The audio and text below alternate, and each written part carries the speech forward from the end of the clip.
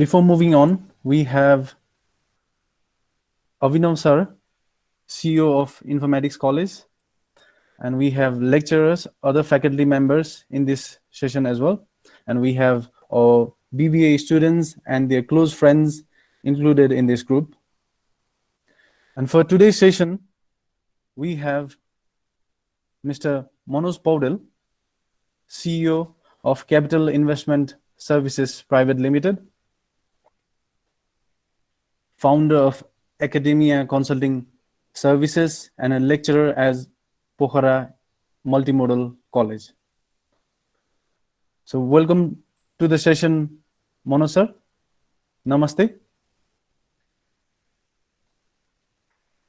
Manoj sir, namaste. Manoj sir, हजुरको mic of छ क्या? एकचोटि चेक गरिदिनुस् न. हजुरको माइक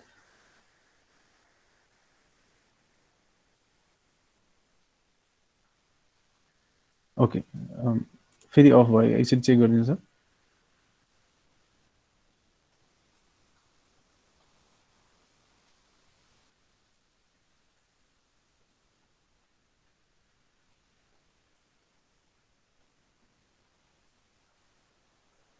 मनोज सर, हजुरको माइक एकचोटि अन गर्न ट्राई गर्नुहोस् न.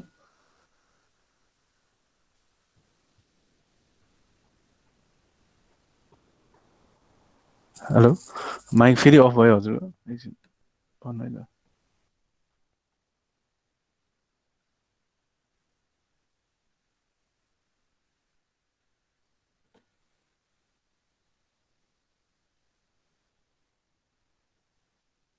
फेरि अफ भयो हजुर. एकचोटि फेरि ट्राई गर्नुहोस्.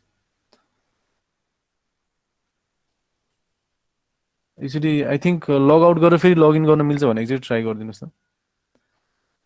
त्यो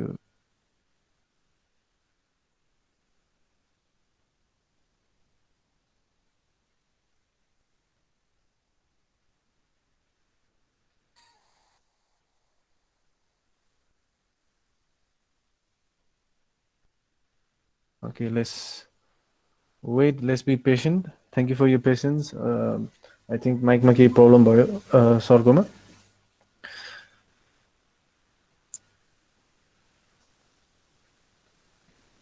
सो भिडियोहरु टर्न अन गर्न मिल्छ भने प्लिज भिडियो टर्न अन गरिदिनुस् होला. ओके. Hello Manoj sir.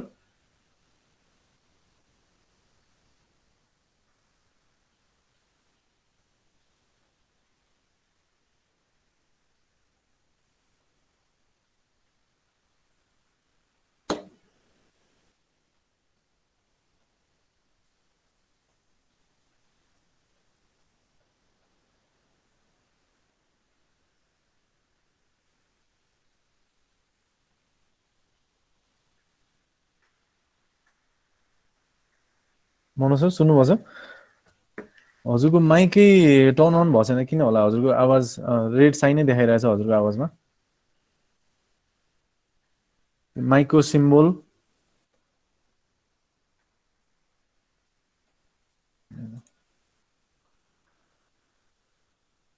एकचोटि स्क्रिनमा हेर्नुहोस् त. एकचोटि भन्नु है. हजुरको साइनमा यो जुन सिम्बल छ, यो माइक अफ भएको, यो चाहिँ हट्नुपर्ने हुन्छ तपाईको आवाज सुन्नको लागि चाहिँ.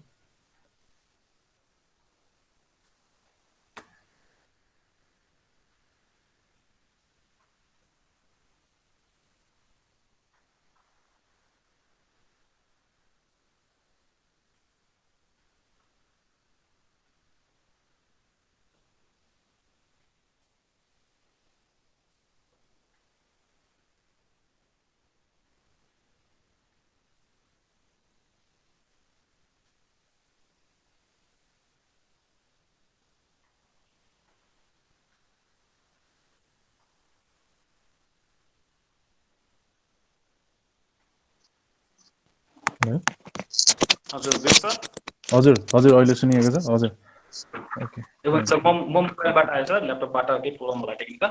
ए हुन्छ मनोज सर, हजुरलाई म यो सेसनको सानो ब्रिफिङ दिन्छु स्टार्ट गर्नुभन्दा अगाडि चाहिँ. हजुर सर. सो यसमा चाहिँ के छ भने यो हामीले यो सेसन गराउनुको कारण चाहिँ कुनै पनि टपिकमा स्टुडेन्ट्सहरूलाई चाहिँ शेयर मार्केटको बारेमा थोरै नलेज त हुन्छ, तर इनडेप्थ रियल मार्केटमा चाहिँ के हुन्छ त भन्ने कुरामा चाहिँ धेरै ज्ञान नभनी भएको हुनाले हाम्रो स्टुडेन्ट्सहरूले चाहिँ यसमा चाहिँ बढी चासो देखाइराख्नु भएको विषय बनेको छ, शेयर मार्केट कसरी चलिरहेको छ भनेर। अनि हजुरको एक्सपिरियन्सलाई चाहिँ हामीले चाहिँ यसलाई चाहिँ हामीले स्टुडेन्टलाई चाहिँ इन्फ्लुएन्स गर्ने एउटा माध्यम होस् भन्ने हिसाबले यो सेसन अर्गनाइज गरेको हो। सो यो सेसनको फर्मेटको बारेमा नि अलिकति बताइदिन्छु हजुरलाई। सो सुरुमा चाहिँ हजुरले आफ्नो इन्ट्रोडक्सन अनि प्लस हजुरले चाहिँ कसरी यो मार्केटमा हजुरको यो जर्नी कसरी स्टार्ट भयो भन्ने कुरामा थोरै हजुरले चाहिँ आफ्नो शब्दहरू राखिदिनुहोस् होला। त्यसपछि गएर हामीले चाहिँ स्टुडेन्ट्सहरूको तर्फबाट already they are couple of questions हैन, स्टुडेन्ट्सहरूले प्रिपेयर गर्नुभएको क्वेसन्सहरू छ, त्यो क्वेसन्सहरू हामीले एड्रेस गर्छौँ। त्यसपछि यो सेसन्स पछि के क्वेसन्सहरू छ भने चाहिँ स्टुडेन्ट्सहरूले थप राख्नुहुन्छ। So once again thank you for joining us. एउटा सर्ट नोटिसमा आइदिनु भयो, धेरै धेरै धन्यवाद। अब चाहिँ हजुरको I hand over the mic to you. फेरि mic I think turn off भएको छ हजुरको।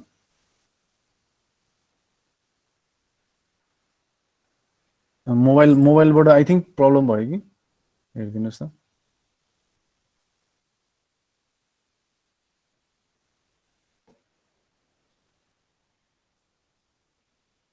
हजुर बोल्नुभएको आएको छैन, यो रेड सिम्बल भएको हुनाले आएकै छैन सर।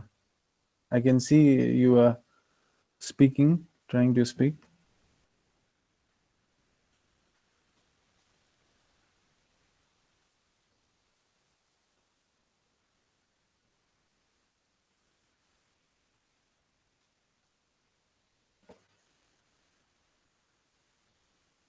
मनोज सर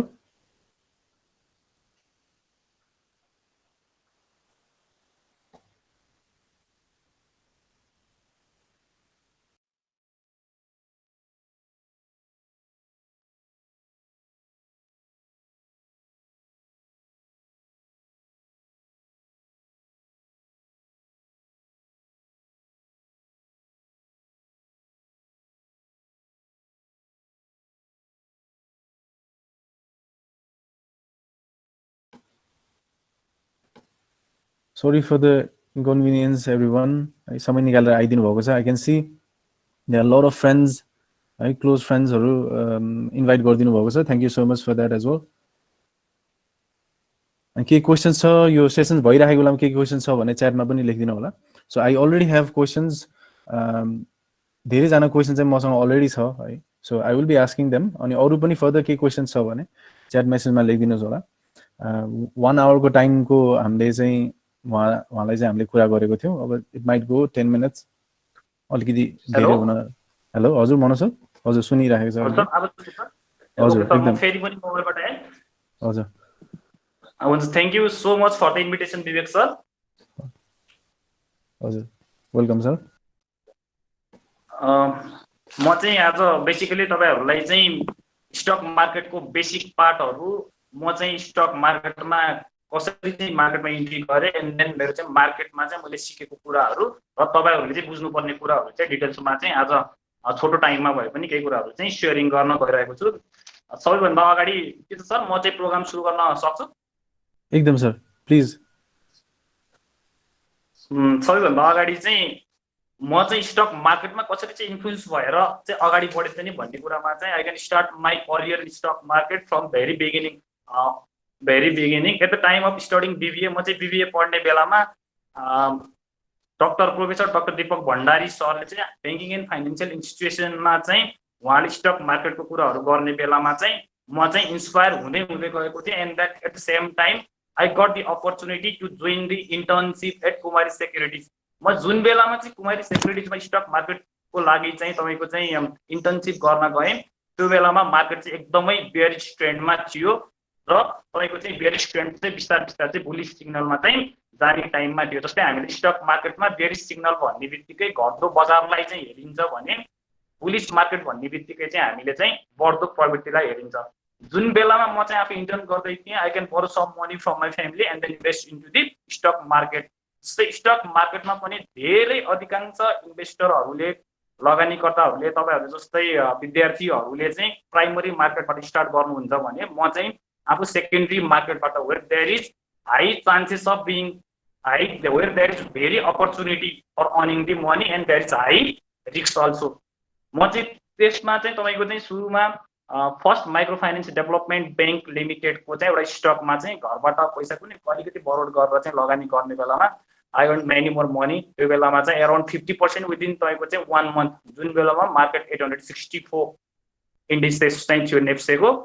र त्यसपछि म जुन टाइममा चाहिँ इन्टर्न गर्दै थिएँ मार्केटले चाहिँ तपाईँको चाहिँ 300 पोइन्टको चाहिँ एकदमै सर्ट पिरियडमा चाहिँ गेन गर्यो। त्यहाँबाट चाहिँ मलाई के फिल भयो त नि भन्दाखेरि स्टक मार्केटमा चाहिँ एउटा इन्टेलेक्चुअल एबिलिटी क्रिएटिभ कुराहरू फन्डामेन्टल एन्ड फाइनेन्सियल पार्टहरूलाई हामीले चाहिँ अध्ययन गर्दै गर्दै गयो र इन्भेस्टमेन्ट गरियो भने we can assure the more profit than other investors.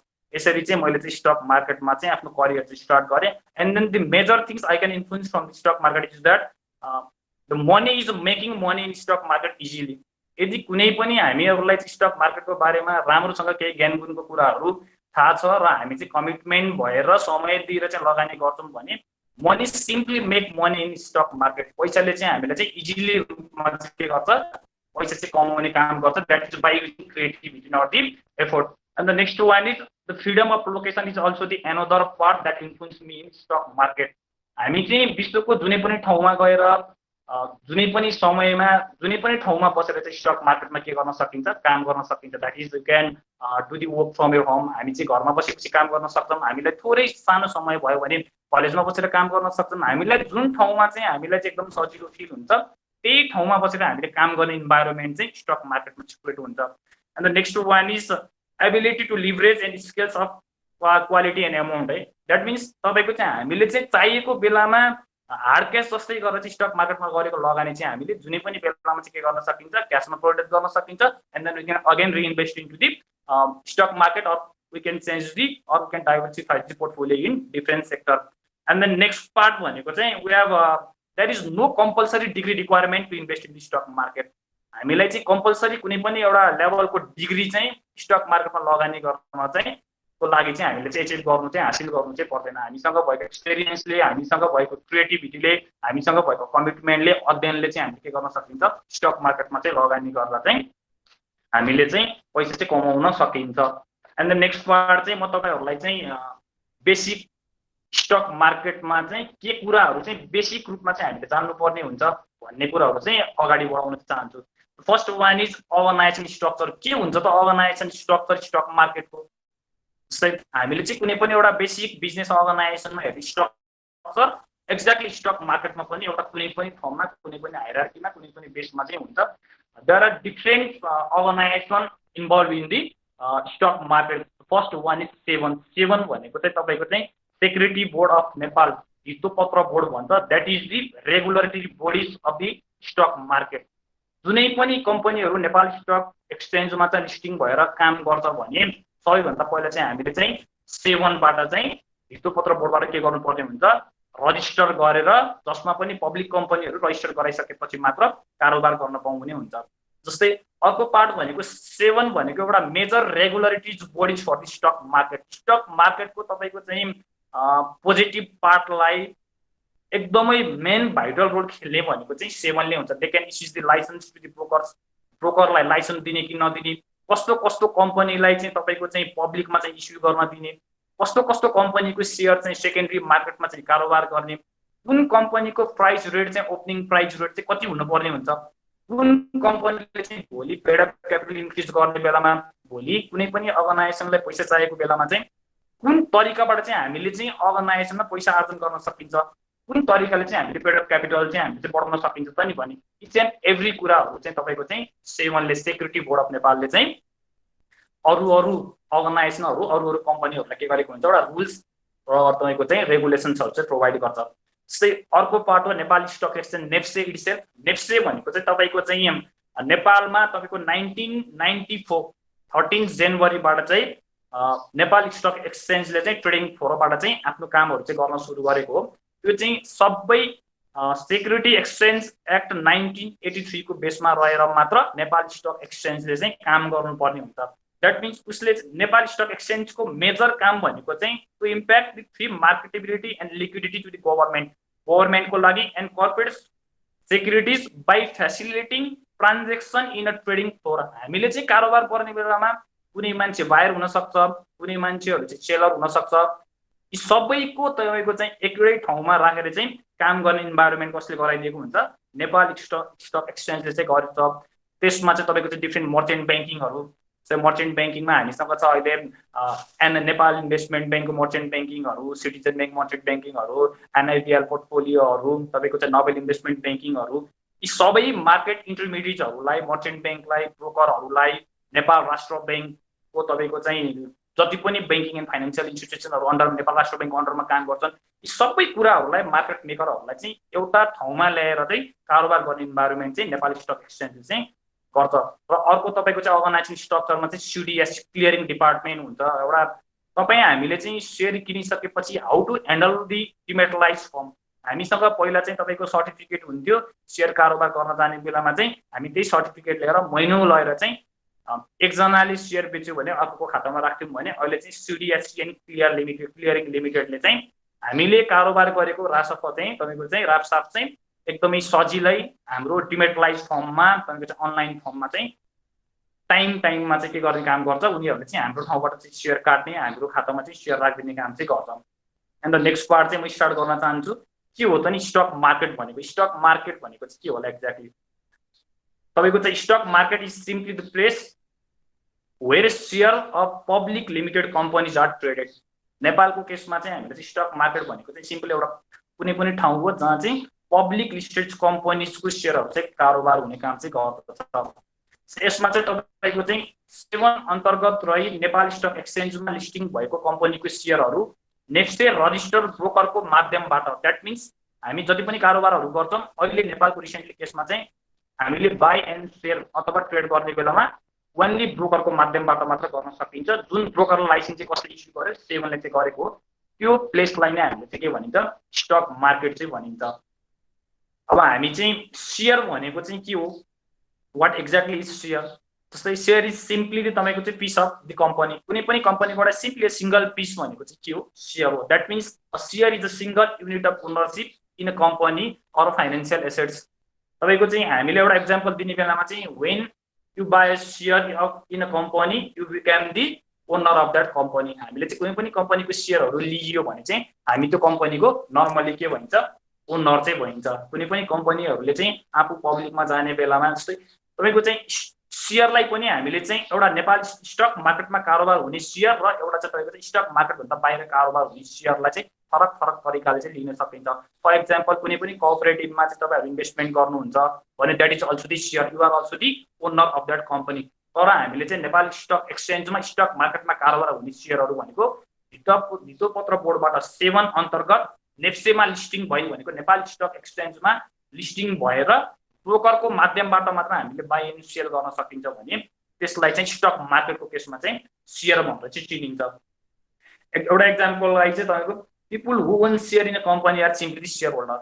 हामी चाहिँ जुनै पनि कम्पनीको तपाईँसँग 10 किता स्टक हुन्छ, आइदर द्याट तपाईँसँग चाहिँ 10 किता सेयर हुनसक्छ, तपाईँ के हुनुहुन्छ, यु आर एलिजिबल फर तपाईँको चाहिँ right to vote in the companies एजिएमको कम्पनीको कुनै पनि एजिएममा स्पेसियल एजिएममा चाहिँ तपाईँले चाहिँ right to vote, right to participate गर्नको लागि चाहिँ पाउनुहुन्छ। नेपालको केसमा चाहिँ company must registered in public limited. नेपालको केसमा स्टकको अथवा सेयर भनेर सेकेन्डरी मार्केटमा कारोबार हुने सेयर भन्ने बित्तिकै चाहिँ हामीले that must be registered in the public limited. पहिला चाहिँ कम्पनी चाहिँ पब्लिक र लिमिटेडमा चाहिँ रजिस्टर्ड हुनुपर्ने हुन्छ and that share should be approve by the 7 र त्यो चाहिँ तपाईँको चाहिँ 7बाट के हुनुपर्छ, धितोपत्र बोर्डबाट चाहिँ एप्रुभ भएको चाहिँ हुनुपर्ने हुन्छ। अब हामीले चाहिँ बेसिकल्ली सेयरको बारेमा चाहिँ बुझ्नुपर्ने बेला we have many types of share. The first one is preference share and then we have the common share, bonus share and right share. हामीले चाहिँ बेसिकल्ली 4 किसिमको चाहिँ तपाईँको चाहिँ सेयर भनेर चाहिँ स्टक भनेर चाहिँ हामीले पढ्छौँ। अब सुरुमा चाहिँ म चाहिँ के हो त नि प्रिफरेन्स सेयर भन्ने कुरा चाहिँ तपाईँहरूलाई चाहिँ बुझाउन चाहन्छु। कम्पनीहरूले चाहिँ पेड अप क्यापिटल इन्क्रिज गर्नु पर्यो अथवा चाहिँ कम्पनी रन गर्ने बेलामा चाहिँ एउटा फिक्स रेट अफ इन्ट्रेस्टमा चाहिँ पब्लिकबाट पैसा उठाउँछ भने that is the preference share. अब भोलि चाहिँ तपाईँ कुनै पनि कम्पनीमा चाहिँ लगानी गर्नुहुन्छ, कम्पनीमा लगानी गर्ने बेलामा चाहिँ तपाईँ चाहिँ कमन स्टक होल्डर हो र म प्रिफरेन्स सेयर होल्डर हो भने तपाईँको कम्पनी आइदर लसमा जाओस् आइदर फाइदामा जाओस् जति पनि कमाओस् प्रिफरेन्स सेयर होल्डरहरूलाई के दिन्छ सबैभन्दा अगाडि प्रायोरिटी दिएर उनीहरूको ब्याज चाहिँ टाइममा चाहिँ इन्ट्रेस्ट चाहिँ एउटा तपाईँको चाहिँ फिक्स रेट अफ रिटर्न चाहिँ के गरिन्छ जुन एग्रिमेन्ट हो त्यो एग्रिमेन्ट अनुसार चाहिँ दिनुपर्ने हुन्छ। एन्ड द नेक्स्ट वान अब तपाईँहरूले बुझ्नुपर्ने कुराहरू भनेको चाहिँ विद्यार्थी भाइ बहिनीहरूले चाहिँ कमन सेयर भनेको के हो। जस्तै कम्पनीले तपाईँको चाहिँ पैसा कमाइसकेपछि प्रिफरेन्स सेयर होल्डरहरूलाई चाहिँ दिएर बाँकी रहेको जति पनि पैसाहरू हुन्छ why we are investing in stock market we are investing for the dividend return that is either we can expect the cash dividend or the bonus dividend. जुनै पनि लगानीकर्ताहरूले कम्पनीमा लगानी गर्ने भनेको हामीलाई चाहिँ इन्भेस्टमेन्ट गरिसकेपछि कुनै न कुनै लेभलको चाहिँ रिटर्न आउला भन्ने तरिकाले के गरिन्छ हामीले चाहिँ इन्भेस्टमेन्ट गरिन्छ। इन्भेस्टमेन्ट गर्ने बेलामा चाहिँ कमन स्टक होल्डरहरूले कमन सेयर होल्डरहरूले प्रिफरेन्स सेयर होल्डरहरूलाई कमाइसकेको पैसा एउटा एक्सपेक्टेड रिटर्न फिक्स रिटर्न जुन जतिले चाहिँ प्रिफरेन्स सेयरमा चाहिँ लगानी गर्छ उनीहरूलाई दिइसकेपछि बाँकी रहेको पैसा मात्र के हुन्छ तपाईँको चाहिँ बाँकी रहेको अमाउन्ट मात्र हामी कमन स्टक होल्डरहरूले चाहिँ पाउने चान्सेसहरू हुन्छ, जसमा कमन स्टक होल्डरहरूले प्रिफरेन्स सेयर होल्डरहरूको जस्तै यति नै return fix rate of return पाउँछ भन्ने हुँदैन। यदि कम्पनीले कमाउँदैमा कुनै पनि कमन सेयर होल्डरहरूलाई चाहिँ यति डिभिडेन्ड दिनुपर्छ यति डिभिडेन्ड नै बाँड्नुपर्छ भन्ने यही पनि हुँदैन। There is no fix return in to the common stock holder. So यसमा चाहिँ देयर इज हाई रिस्क। कुनै कुनै बेलामा चाहिँ कमन स्टक होल्डरहरूलाई चाहिँ रिस्क हुन्छ, कम्पनीले चाहिँ कमाउँदा पनि तपाईँको बोर्डबाट चाहिँ एजिएमबाट चाहिँ पास नभएर कति धेरै हामीले चाहिँ देखेको डिसिजनहरू डिक्लेरेसनहरूलाई चाहिँ कुनै बेलामा चाहिँ नेपाल राष्ट्र ब्याङ्कले कुनै बेलामा चाहिँ इन्सुरेन्स बोर्डले चाहिँ के गरिदिएको हुन्छ तपाईँको एप्रुभ नदिएर चाहिँ फेरि त्यो जति पनि बान्ने डिस्ट्रिब्युट भनेर चाहिँ तपाईँ चाहिँ डिक्लेरेसन गरेको कुराहरूलाई के गरेको हुन्छ उनीहरूले चाहिँ फिर्ता गरेको हुन्छ। That is not necessary to distribute if company owns to the common share holder. यति नै हामीले चाहिँ कमन सेयर होल्डरलाई दिनुपर्छ भन्ने चाहिँ छैन। They can also give the bonus share and the cash dividend too. कुनै बेलामा चाहिँ कम्पनीले चाहिँ कमन सेयर होल्डरहरूलाई चाहिँ बोनस डिभिडेन्ड दिन्छ र कुनै बेलामा चाहिँ क्यास डिभिडेन्ड पनि दिन्छ। एन्ड देन अर्को कुरा चाहिँ हामी चाहिँ स्टक मार्केटमा किन लगानी गर्ने भन्ने कुरा चाहिँ तपाईँहरूले चाहिँ बुझ्न एकदमै जरुरी छ। वी क्यान एक्सपेक्ट दि तपाईँको चाहिँ हामीले स्टक मार्केटमा लगानी गर्ने भनेको त first one is cash dividend. हामीले लगानी गरिसकेपछि लगानीको प्रतिफल प्रत्येक वर्ष चाहिँ क्यास डिभिडेन्ड र तपाईँको चाहिँ एकदमै राम्रो कम्पनीहरूले चाहिँ वर्षमा 2 चोटि पनि क्यास डिभिडेन्डहरू दिएको चाहिँ हामीसँग एउटा इक्जाम्पल छ।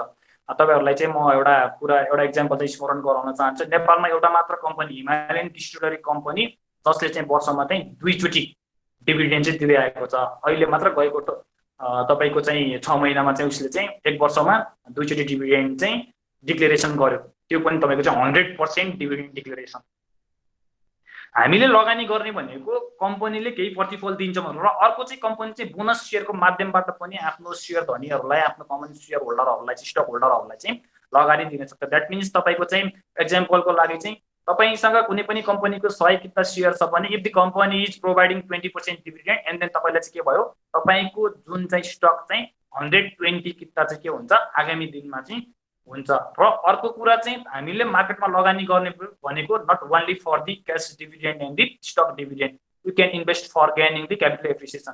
भोलि चाहिँ हामीले लगानी गरिसकेपछि तपाईँले चाहिँ 500 रुपियाँमा कुनै पनि कम्पनीको सेयर किन्नुभयो र भोलि मार्केटको ट्रेन्डहरू चाहिँ तपाईँको बुलिस ट्रेन्ड छ बढ्दो क्रममा छ अथवा कम्पनीले बिचको समयमा कुनै पनि राम्रो कामहरू गर्दै गयो भने तपाईँले भोलि त्यो 500 को सेयर चाहिँ 600 रुपियाँमा बेचेर चाहिँ के गर्न सक्नुहुन्छ इजिली। तपाईँले कम्पनीले दिने क्यास डिभिडेन्ड छुट्टै छ, स्टक डिभिडेन्ड छुट्टै छ र त्यो माथि पनि तपाईँले क्यापिटल एप्रिसिएसन क्यापिटल गेन कति गर्नुहुन्छ तपाईँले चाहिँ 20% चाहिँ गेन गर्न चाहिँ हामीले सकिन्छ। यो तीनटा कुराको लागि चाहिँ we can simply invest in the stock market.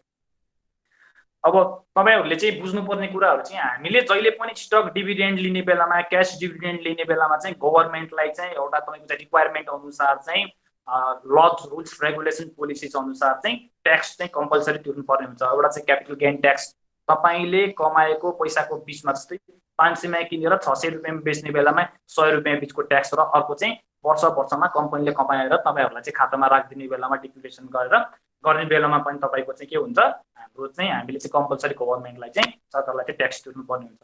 तपाईँहरूलाई चाहिँ क्यास डिभिडेन्ड चाहिँ अर्गनाइजेसनले कसरी दिन्छ एउटा कुरा मनमा आउन सक्छ। अर्को कुरा चाहिँ क्यास दिएको राम्रो कि बोनस दिएको राम्रो, भोलि चाहिँ तपाईँहरूले लगानी गर्ने बेलामा कस्तो खालको कम्पनीलाई चाहिँ तपाईँहरूले चाहिँ लगानी गर्ने। Either you can choose the company who gives cash regularly or the stock dividend regularly. यसमा चाहिँ एकदमै हामीले चाहिँ ख्याल गर्नुपर्ने हुन्छ।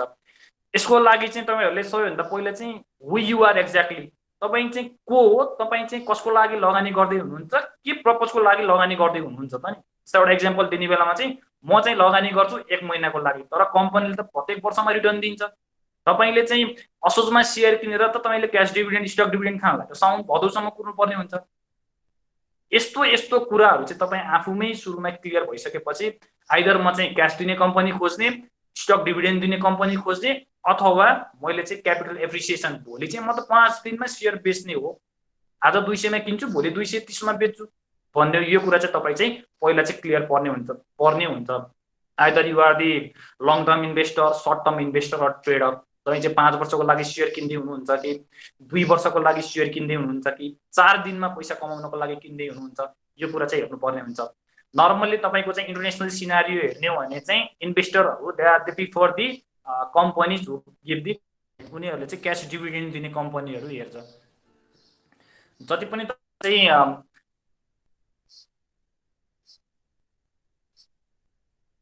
हेलो हेलो हजुर मनोज सर सुनिरहेको छु। हजुर सुनिन्छ सर? हजुर सुनिरहेको छु। हजुर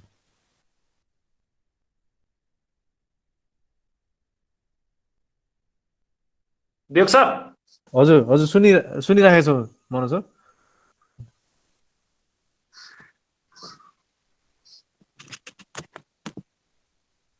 तपाईँको त्यसपछि चाहिँ मैले तपाईँहरूलाई चाहिँ बुझाउनु पर्ने कुराहरू भनेको चाहिँ हामीले इन्टरनेसनल सिनारियोमा क्यास डिभिडेन्ड दिने कम्पनीको चाहिँ प्राइस एप्रिसिएट हुन्छ भनेर चाहिँ नेपालमा एक्ज्याक्टली त्यो चाहिँ फलो भएको चाहिँ आजको दिनसम्म चाहिँ हामीले चाहिँ देखेको छैन। हामीसँग चाहिँ नेपालमा चाहिँ जति पनि कम्पनीहरूले चाहिँ स्टक डिभिडेन्डहरू दिन्छ त्यो कम्पनीहरूमा चाहिँ चार्मिङ चाहिँ के छ, एकदमै चाहिँ हाई छ।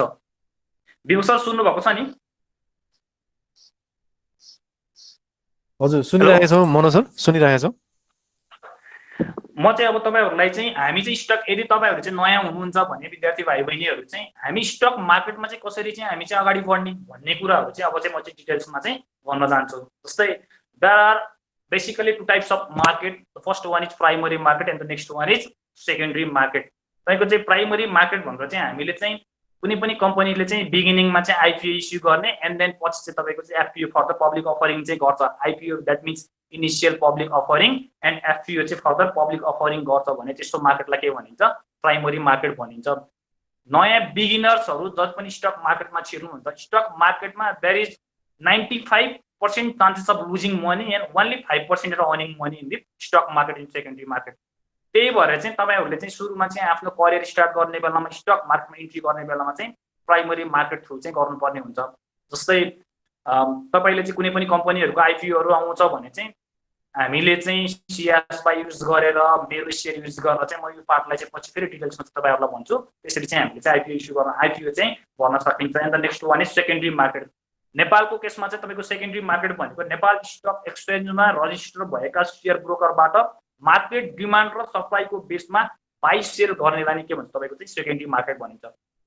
जहिले पनि तपाईँको स्टकमा कारोबार हुने बेलामा कुनै पनि कम्पनीको एउटा फन्डामेन्टल पार्टले मात्र, कुनै पनि कम्पनीको तपाईँको चाहिँ कम्पनीले प्रत्येक वर्ष 200 रुपियाँ चाहिँ इपिएस अर्निङ पर सेयर छ भन्दैमा त्यो कम्पनीको मूल्य चाहिँ एकदमै धेरै हुने भन्ने चाहिँ हुँदैन। There are several factors that affect the price of the company. जति पनि कम्पनीहरू चाहिँ अर्को तपाईँको डिमान्ड एन्ड सप्लाई इकोनोमिकको चाहिँ जुन चाहिँ प्रिन्सिपलमा पनि के हुन्छ, हाम्रो चाहिँ स्टकको प्राइसहरू चाहिँ सेट हुने हुन्छ। सबै चाहिँ डिमान्डमा तपाईँको चाहिँ स्टक मार्केटमा चाहिँ कति डिमान्ड छ, कति बाई अर्डर छ, कति सेल अर्डर छ भनेर ब्रोकरको माध्यमबाट चाहिँ हामीले जति पनि अर्डर एक्जिक्युट गर्छौँ त्यसलाई चाहिँ के भन्छ, सेकेन्डरी मार्केट भन्छ। र हामी चाहिँ how to enter into the primary market. अब हामी चाहिँ प्राइमरी मार्केटमा चाहिँ कसरी चाहिँ हामी प्रवेश गर्ने, नवप्रवेशीहरू भन्नेमा चाहिँ हामीलाई सबैभन्दा अगाडि चाहिँ ब्याङ्क एकाउन्ट नम्बर चाहिन्छ। कुनै पनि ब्याङ्कमा तपाईँको चाहिँ खाता भएको हुनुपर्ने हुन्छ with CRN provided by the bank. र अर्को चाहिँ तपाईँको चाहिँ ब्याङ्कले नै जुन पनि ब्याङ्कमा तपाईँ चाहिँ आफ्नो ब्याङ्क एकाउन्ट खोल्नुहुन्छ त्यही ब्याङ्कले चाहिँ तपाईँलाई चाहिँ सिआरएन नम्बर चाहिँ प्रोभाइड गरेको हुन्छ। And then you have compulsory मेरो सेयर एकाउन्ट। र दोस्रो भनेको चाहिँ तपाईँको चाहिँ हामीलाई चाहिँ कम्पलसरी मेरो सेयरको एकाउन्ट चाहिँ के हुन्छ, तपाईँको चाहिँ चाहिन्छ, जसमा डिम्याट एकाउन्ट पनि के हो, तपाईँको लागि चाहिँ कम्पलसरी हो। र अर्को चाहिँ तपाईँले प्राइमरी मार्केटमा स्टकमा चाहिँ आइपिओ भर्नको लागि आइपिओ एफपिओ चाहिँ कुनै पनि अर्गनाइजेसनले चाहिँ खोलेको हुनुपर्ने हुन्छ र तपाईँको चाहिँ एकदमै लो रिस्क हुने भनेको नै नवप्रवेशीले चाहिँ इन्ट्री गर्ने भनेको नै के हो तपाईँको चाहिँ प्राइमरी मार्केट हो। र तपाईँहरूलाई चाहिँ म एउटा कुरा अहिले नै भन्न चाहन्छु, यदि तपाईँहरू पनि प्राइमरी मार्केटमा चाहिँ लगानी गर्न चाहनुहुन्छ भने रिसेन्टको केसमा चाहिँ हाइड्रो सेक्टरमा चाहिँ सकेसम्म लगानी नगर्नुहोस्। हामीसँग यति धेरै एक्जाम्पल छ, more than 18 hydro power sector are तपाईँको चाहिँ बिलो दी पावर भ्यालु जुन चाहिँ 100 रुपियाँ भन्दा चाहिँ मुनि चाहिँ अहिले हामीले देखिएको छ। के को लागि देखिएको छ त नि भन्दाखेरि there is huge supply of hydro sector र भोलिको दिनमा पनि तपाईँको चाहिँ हाइड्रो सेक्टरको सप्लाई चाहिँ एकदमै बढी आउने हुन्छ। सेफ एकदमै सेफ छ भन्दैमा चाहिँ आफूसँग जति पैसा छ तर एकदमै हाइड्रोको केस हेर्नुहोस् अन्डर सब्सक्राइब छ। नयाँ जति पनि न्यू इन्ट्री हुन्छ उहाँहरूले चाहिँ लाखौँ पैसा 5 लाख 10 लाख तपाईँको चाहिँ किताहरू चाहिँ हाइड्रोमा अब आइपिओ भनेर हाल्नुहुन्छ र भोलि चाहिँ तिनै केसहरू चाहिँ 50 rupees 60 rupees that is around चाहिँ 40-50% चाहिँ हामीले चाहिँ फल भएको चाहिँ देख्न सकिरहेका छौँ। र अर्को चाहिँ तपाईँसँग चाहिँ आस्बा भन्ने हुन्छ, एप्लिकेसन सपोर्टेड बाई ब्लक हेमन। तपाईँले चाहिँ प्राइमरी मार्केटमा आइपिओ भर्ने बेलामा कुनै पनि ब्याङ्कमा एकाउन्ट हुन्छ, त्यो ब्याङ्कमा तपाईँले के गर्नुहुन्छ पैसा लगेर डिपोजिट गर्नुहुन्छ। सपोज एउटा इक्जाम्पलको लागि तपाईँहरूले चाहिँ 5,000 रुपियाँ चाहिँ 50 किता एप्लाई गर्न चाहिँ कुनै ब्याङ्कमा राख्नुभयो भने तपाईँको सुरुमा चाहिँ 5,000 ब्लक हुन्छ। त्यसपछि तपाईँको चाहिँ तपाईँलाई 50 किता मात्रै पर्यो भने के हुन्छ, तपाईँको 50 किताको मात्र पैसा काटेको हुन्छ। अथवा तपाईँलाई 10 किता पर्यो भने तपाईँको चाहिँ मानौँ बाँकी रहेको 10 किताको पैसा मात्र एलटमेन्ट भइसकेपछि तपाईँको ब्याङ्क खाताबाट काटेको हुन्छ र अरू पैसा फेरि तपाईँहरूले के गर्नु पाउनुहुन्छ, आफैले चाहिँ चलाउनु पर्ने हुन्छ। त्यो चाहिँ ब्लकबाट चाहिँ खोलिएको हुन्छ। अब चाहिँ हामी सेकेन्डरी मार्केटमा चाहिँ कसरी प्रवेश गर्ने भन्ने कुरा चाहिँ म भन्न चाहन्छु। Market where stock are traded from the registered broker are simply secondary market. Registered broker जुन चाहिँ धितोपत्र बोर्डबाट अनुमति भएका कारोबार गर्न अनुमति भएका ब्रोकरहरूबाट मात्र हामीले के गर्न सकिन्छ, सेकेन्डरी मार्केटमा चाहिँ कारोबार गर्न सकिन्छ। त्यो पनि जति कम्पनीहरू नेपाल स्टक एक्सचेन्जमा लिस्टेड छ, नेपाल स्टक एक्सचेन्जमा अहिले चाहिँ रिसेन्टली तपाईँको चाहिँ कारोबार हुने कम्पनी भनेको चाहिँ 220 एराउन्ड छ, जसमा रेगुलर कारोबार हुने भनेको चाहिँ 50-60 कम्पनीहरू छ। यी कम्पनीहरूलाई चाहिँ हामीले के गर्न सकिन्छ, सेकेन्डरी मार्केटमा चाहिँ कारोबार गर्न सकिन्छ। यसमा चाहिँ तपाईँले चाहिँ तपाईँसँग compulsory if you want to buy the stock from the secondary market, तपाईँ कुनै पनि ब्रोकरबाट सेकेन्डरी बजारबाट सेयर किन्न चाहनुहुन्छ भने you must have demat account compulsory. तपाईँसँग के हुनु पर्यो, सुरुमा चाहिँ डिम्याट एकाउन्ट चाहिँ कम्पलसरी हुनुपर्ने हुन्छ। एन्ड द नेक्स्ट पार्ट चाहिँ customer account to broker office. र तपाईँहरूले डिम्याट खोलिसकेपछि कुनै पनि दलाली धितोपत्र दलाली ब्रोकर अफिस भन्छ, ब्रोकर अफिसमा गएर तपाईँहरूले के गर्न सक्नुहुन्छ, आफूले चाहिँ कस्टमर एकाउन्ट चाहिँ खोल्न सक्नुहुन्छ। खोलिसकेपछि तपाईँहरूले चाहिँ बाई अर्डर दिनुहुन्छ, मलाई चाहिँ 500 किता सानीमा ब्याङ्कको सेयर किनिदिनुहोस्। तर तपाईँले बाई अर्डर दिँदैमा बाई एक्जिक्युट हुने भन्ने होइन, त्यहाँ चाहिँ तपाईँले किन्न खोजेको रेटमा के गर्नुपर्ने हुन्छ, कुनै अर्को सेकेन्ड इन्भेस्टर कुनै अर्को सेकेन्ड पर्सनले चाहिँ बेच्न चाहेको हुनुपर्ने हुन्छ। And then buy order must match with the sell order. तपाईँको अर्डर एक्जिक्युट हुनको लागि तपाईँले जति 500 किता चाहिँ स्टक खरिद गरिदिनु भन्नुभएको छ त्यो खरिद हुनको लागि के हुनुपर्ने हुन्छ, तपाईँको चाहिँ एक्जिक्युट सेल अर्डरसँग एक्जिक्युट भइसक्नु पर्ने हुन्छ। त्यसपछि तपाईँको के हुन्छ, 4 दिनपछि तपाईँको खातामा चाहिँ डिम्याट एकाउन्ट, अघि मैले जुन डिम्याट एकाउन्ट खोल्नुहोस् भने त्यसमा चाहिँ तपाईँको खातामा के हुन्छ, सेयर आउँछ र सेयर आइसकेपछि तपाईँले के गर्नुहुन्छ, पेमेन्ट गरे पनि हुन्छ र अलमोस्ट ब्रोकरहरूले चाहिँ किनेको भोलिपल्ट चाहिँ बिल दिनुहुन्छ र तपाईँले चाहिँ आफ्नो पेमेन्ट चाहिँ गर्न सक्नुहुन्छ। त्यो चाहिँ बाइङको केसमा। यदि तपाईँ चाहिँ सेकेन्डरी मार्केटबाट सेयर बेच्न चाहनुहुन्छ भने हामीले सबैभन्दा अगाडि चाहिँ सेल अर्डर चाहिँ दिनुपर्ने हुन्छ। यो सेयर चाहिँ मेरो यति किता बेचिदिनुहोस् भनेर हामी उनीहरूले चाहिँ एक्जिक्युट भइसकेपछि sell must match with the buy order. Sell चाहिँ बाई अर्डरसँग म्याच भइसक्यो भने तपाईँको सेयर बेचियो। त्यसपछि तपाईँको मोबाइलमा चाहिँ मेसेज आउँछ एन्ड तपाईँले चाहिँ मेरो सेयरबाट तपाईँको सेयर के गर्न सक्नुहुन्छ, ब्रोकरको पुल एकाउन्टमा चाहिँ ट्रान्सफर गरिदिन सक्नुहुन्छ। त्यो पनि तपाईँले किनेको 2 दिनभित्रमा चाहिँ गर्नुपर्ने हुन्छ। र यदि तपाईँसँग चाहिँ मेरो सेयर छैन, मलाई मेरो सेयरमा कन्फ्युज छ भने अहिले चाहिँ हामीसँग नेपालमा चाहिँ टोटल्ली अटोमेटेड अनलाइन सिस्टम आइनसकेको हुनाले चाहिँ DIS स्लिप भनेको चाहिँ debit instruction slip, that is simply like is the bank cheque. तपाईँले चाहिँ ब्याङ्कमा खाता खोल्ने बेलामा जस्तै ब्रोकर एकाउन्टहरूले के गर्छ, तपाईँहरूलाई चेक दिन्छ र त्यही चेक अनुमा चाहिँ तपाईँहरूले चाहिँ भरेर चाहिँ के गर्नुपर्ने हुन्छ, उहाँहरूलाई चेक दिइसकेपछि तपाईँको खाताबाट सेयर चाहिँ काटिन्छ सेलको केसमा र तपाईँहरूले चाहिँ एकाउन्ट पे चेक चाहिँ ब्रोकरबाट चाहिँ पाउनुहुन्छ। र अर्को कुरा बुझ्नुपर्ने चाहिँ नेपालमा चाहिँ ट्रेडिङ कमिसन चाहिँ कस्तो छ, हामीसँग एकदमै थोरै टाइम छ विवेक सर, म अलिकति छिटो नै भन्दै गएको छु है। एकदम सर, हामीसँग क्वेसन्सहरू पनि छ सर, अनि फेरि हजुरको टाइम लिमिट हो। मेन पार्टहरू बाँकी नै छ, म त्यही भएर अलिकति छिटो। हामीलाई चाहिँ कारोबार तपाईँले गर्ने बेलामा चाहिँ ब्रोकर अफिसलाई चाहिँ हामीले एउटा सर्टेन कमिसनहरू दिनुपर्ने हुन्छ, जसमा चाहिँ तपाईँको कारोबार हेरेर कतिसम्म कारोबार छ, एउटा कारोबारको लिमिट बनाइदिएको छ 5 लाख 10 लाख 20 लाख तपाईँको चाहिँ 50,000 त्यो कारोबार अनुसार चाहिँ हामीले चाहिँ 0.60 0.55 0.50 र 0.40 गरेर चाहिँ ब्रोकर कमिसन तिरिन्छ, जसमा चाहिँ प्रत्येक कारोबारको तपाईँले 25 रुपियाँ चाहिँ धितो पत्र बोर्डलाई तिर्नुपर्ने हुन्छ। र क्यापिटल एप्रिसिएसनमा पनि तपाईँले चाहिँ 5% क्यापिटल गेन ट्याक्स चाहिँ नेपाल सरकारलाई चाहिँ तिर्नुपर्ने हुन्छ। हामीसँग नेपालमा सेकेन्डरी मार्केटमा बेसिकली लिस्टिङ भएको कम्पनी के हो, तपाईँ चाहिँ सेयर किन्न चाहनुहुन्छ, कुन कम्पनीमा सेयर किन्ने भन्ने कुरा चाहिँ म चाहिँ अब अलिकति क्लियर पार्न चाहन्छु। नेपालमा चाहिँ ब्याङ्किङ सेक्टर, ब्याङ्किङमा commercial bank, development bank, finance, micro finance, hydro power sector छ, insurance sector, hotel sector, trading company, mutual fund र म्यानुफ्याक्चरिङ एन्ड अदर्स कम्पनी भनेर चाहिँ हामीसँग चाहिँ नर्मली 8वटा चाहिँ तपाईँको चाहिँ के छ सेक्टरहरू छ। हामीले त्यो ठाउँमा चाहिँ लगानी गर्न चाहिँ सकिन्छ। तपाईँहरूको मनमा चाहिँ प्रश्न होला कुन सेक्टरमा अहिले लगानी गर्ने त नि भन्दाखेरि मैले चाहिँ तपाईँहरूलाई सुझाव दिने चाहिँ हाइड्रो सेक्टरमा चाहिँ अझ 2 वर्षसम्म चाहिँ कुनै पनि तपाईँ प्राइमरी छ, राम्रो ठुलो मेगावाटको छ भने चाहिँ तपाईँहरू लगानी गर्न सक्नुहुन्छ, आइपिओ पनि हाल्न सक्नुहुन्छ। नत्र भने चाहिँ हाइड्रो सेक्टरलाई चाहिँ रिसेन्टली चाहिँ तपाईँहरू चाहिँ नजाँदा बेटर हुन्छ। फेरि अर्को कुरा चाहिँ अहिलेको कोभिड-19 को इफेक्टले चाहिँ भोलि गएर चाहिँ हाइड्रो सेक्टरलाई कुनै पनि ठाउँमा असर नपारेको हुनाले एकदम सर्ट टर्मलाई चाहिँ हामी यदि ट्रेड गर्ने हो 1 महिनालाई 2 महिना हो भने हामी हाइड्रो सेक्टर जान पनि सक्छौँ। तर if you are the long term investor हो भने we can ignore the hydro sectors right now. अब तपाईँ चाहिँ कुन मान्छे चाहिँ तपाईँको चाहिँ भोलि चाहिँ डिभिडेन्डको लागि, स्टक डिभिडेन्डको लागि, राइट सेयरको लागि, क्यास डिभिडेन्डको लागि चाहिँ इलिजिबल हुन्छ। तपाईँसँग चाहिँ भदौमा सेयर किन्नु भयो, तपाईँले असोजमा बेच्नु भयो भने त तपाईँलाई साउनपछि दिइने डिभिडेन्ड, 1 वर्षपछि दिइने, फिस्कल इयरपछि दिइने डिभिडेन्ड जुन चाहिँ कमाएको छ फिस्कल इयरमा, त्यसमा चाहिँ को मान्छे इलिजिबल हुन्छ त नि भन्ने चाहिँ एउटा कुनै पनि कम्पनीहरूले तपाईँको चाहिँ समयमा चाहिँ एउटा फिस्कल इयर क्लोज भइसकेपछि एजिएमको लागि, स्पेसियल एजिएमको लागि चाहिँ बुक क्लोजको डेट तोकेको हुन्छ। त्यो बुक क्लोजको समयसम्म जसको खातामा सेयर छ only they are eligible for तपाईँको चाहिँ डिभिडेन्ड। जस्तै तपाईँले चाहिँ 1 वर्षसम्म सेयर राख्नुभयो असारबाट अर्को असारसम्म, तर बुक क्लोज डेट चाहिँ के छ भनेको तपाईँको चाहिँ असारको 10 गते छ, तपाईँले 9 गते सेयर बेच्नु भएको छ भने मैले 1 वर्षसम्म सेयर राखेको हो भनेर पनि तपाईँले चाहिँ डिभिडेन्ड चाहिँ पाउनुहुन्न। 1 दिनमा किन्ने मान्छेले पनि के हुन्छ तपाईँको चाहिँ डिभिडेन्ड पाउँछ।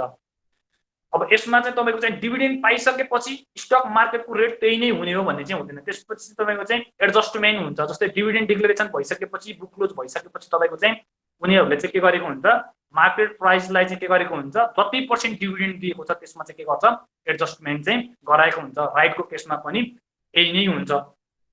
र अर्को कुरा चाहिँ तपाईँलाई चाहिँ क्यास डिभिडेन्ड दिने बेलामा 500 को कम्पनीलाई चाहिँ 20% दिइयो भने 500 को दरमा दिने भन्ने चाहिँ हुँदैन। हामीले चाहिँ पार भ्यालुमा जहिले पनि के गरेको हुन्छ, तपाईँको चाहिँ कम्पनीले चाहिँ डिभिडेन्ड डिस्ट्रिब्युट चाहिँ गरेको हुन्छ। जस्तो स्टकको केसमा हो भने चाहिँ तपाईँले चाहिँ 500 रुपिसको चाहिँ 20% पाउनु भने 500 के बेसमा के गरेको हुन्छ, तपाईँको स्टक चाहिँ बढेको हुन्छ र तपाईँको चाहिँ रेट चाहिँ माथि हुने चान्सेस चाहिँ देखिन्छ।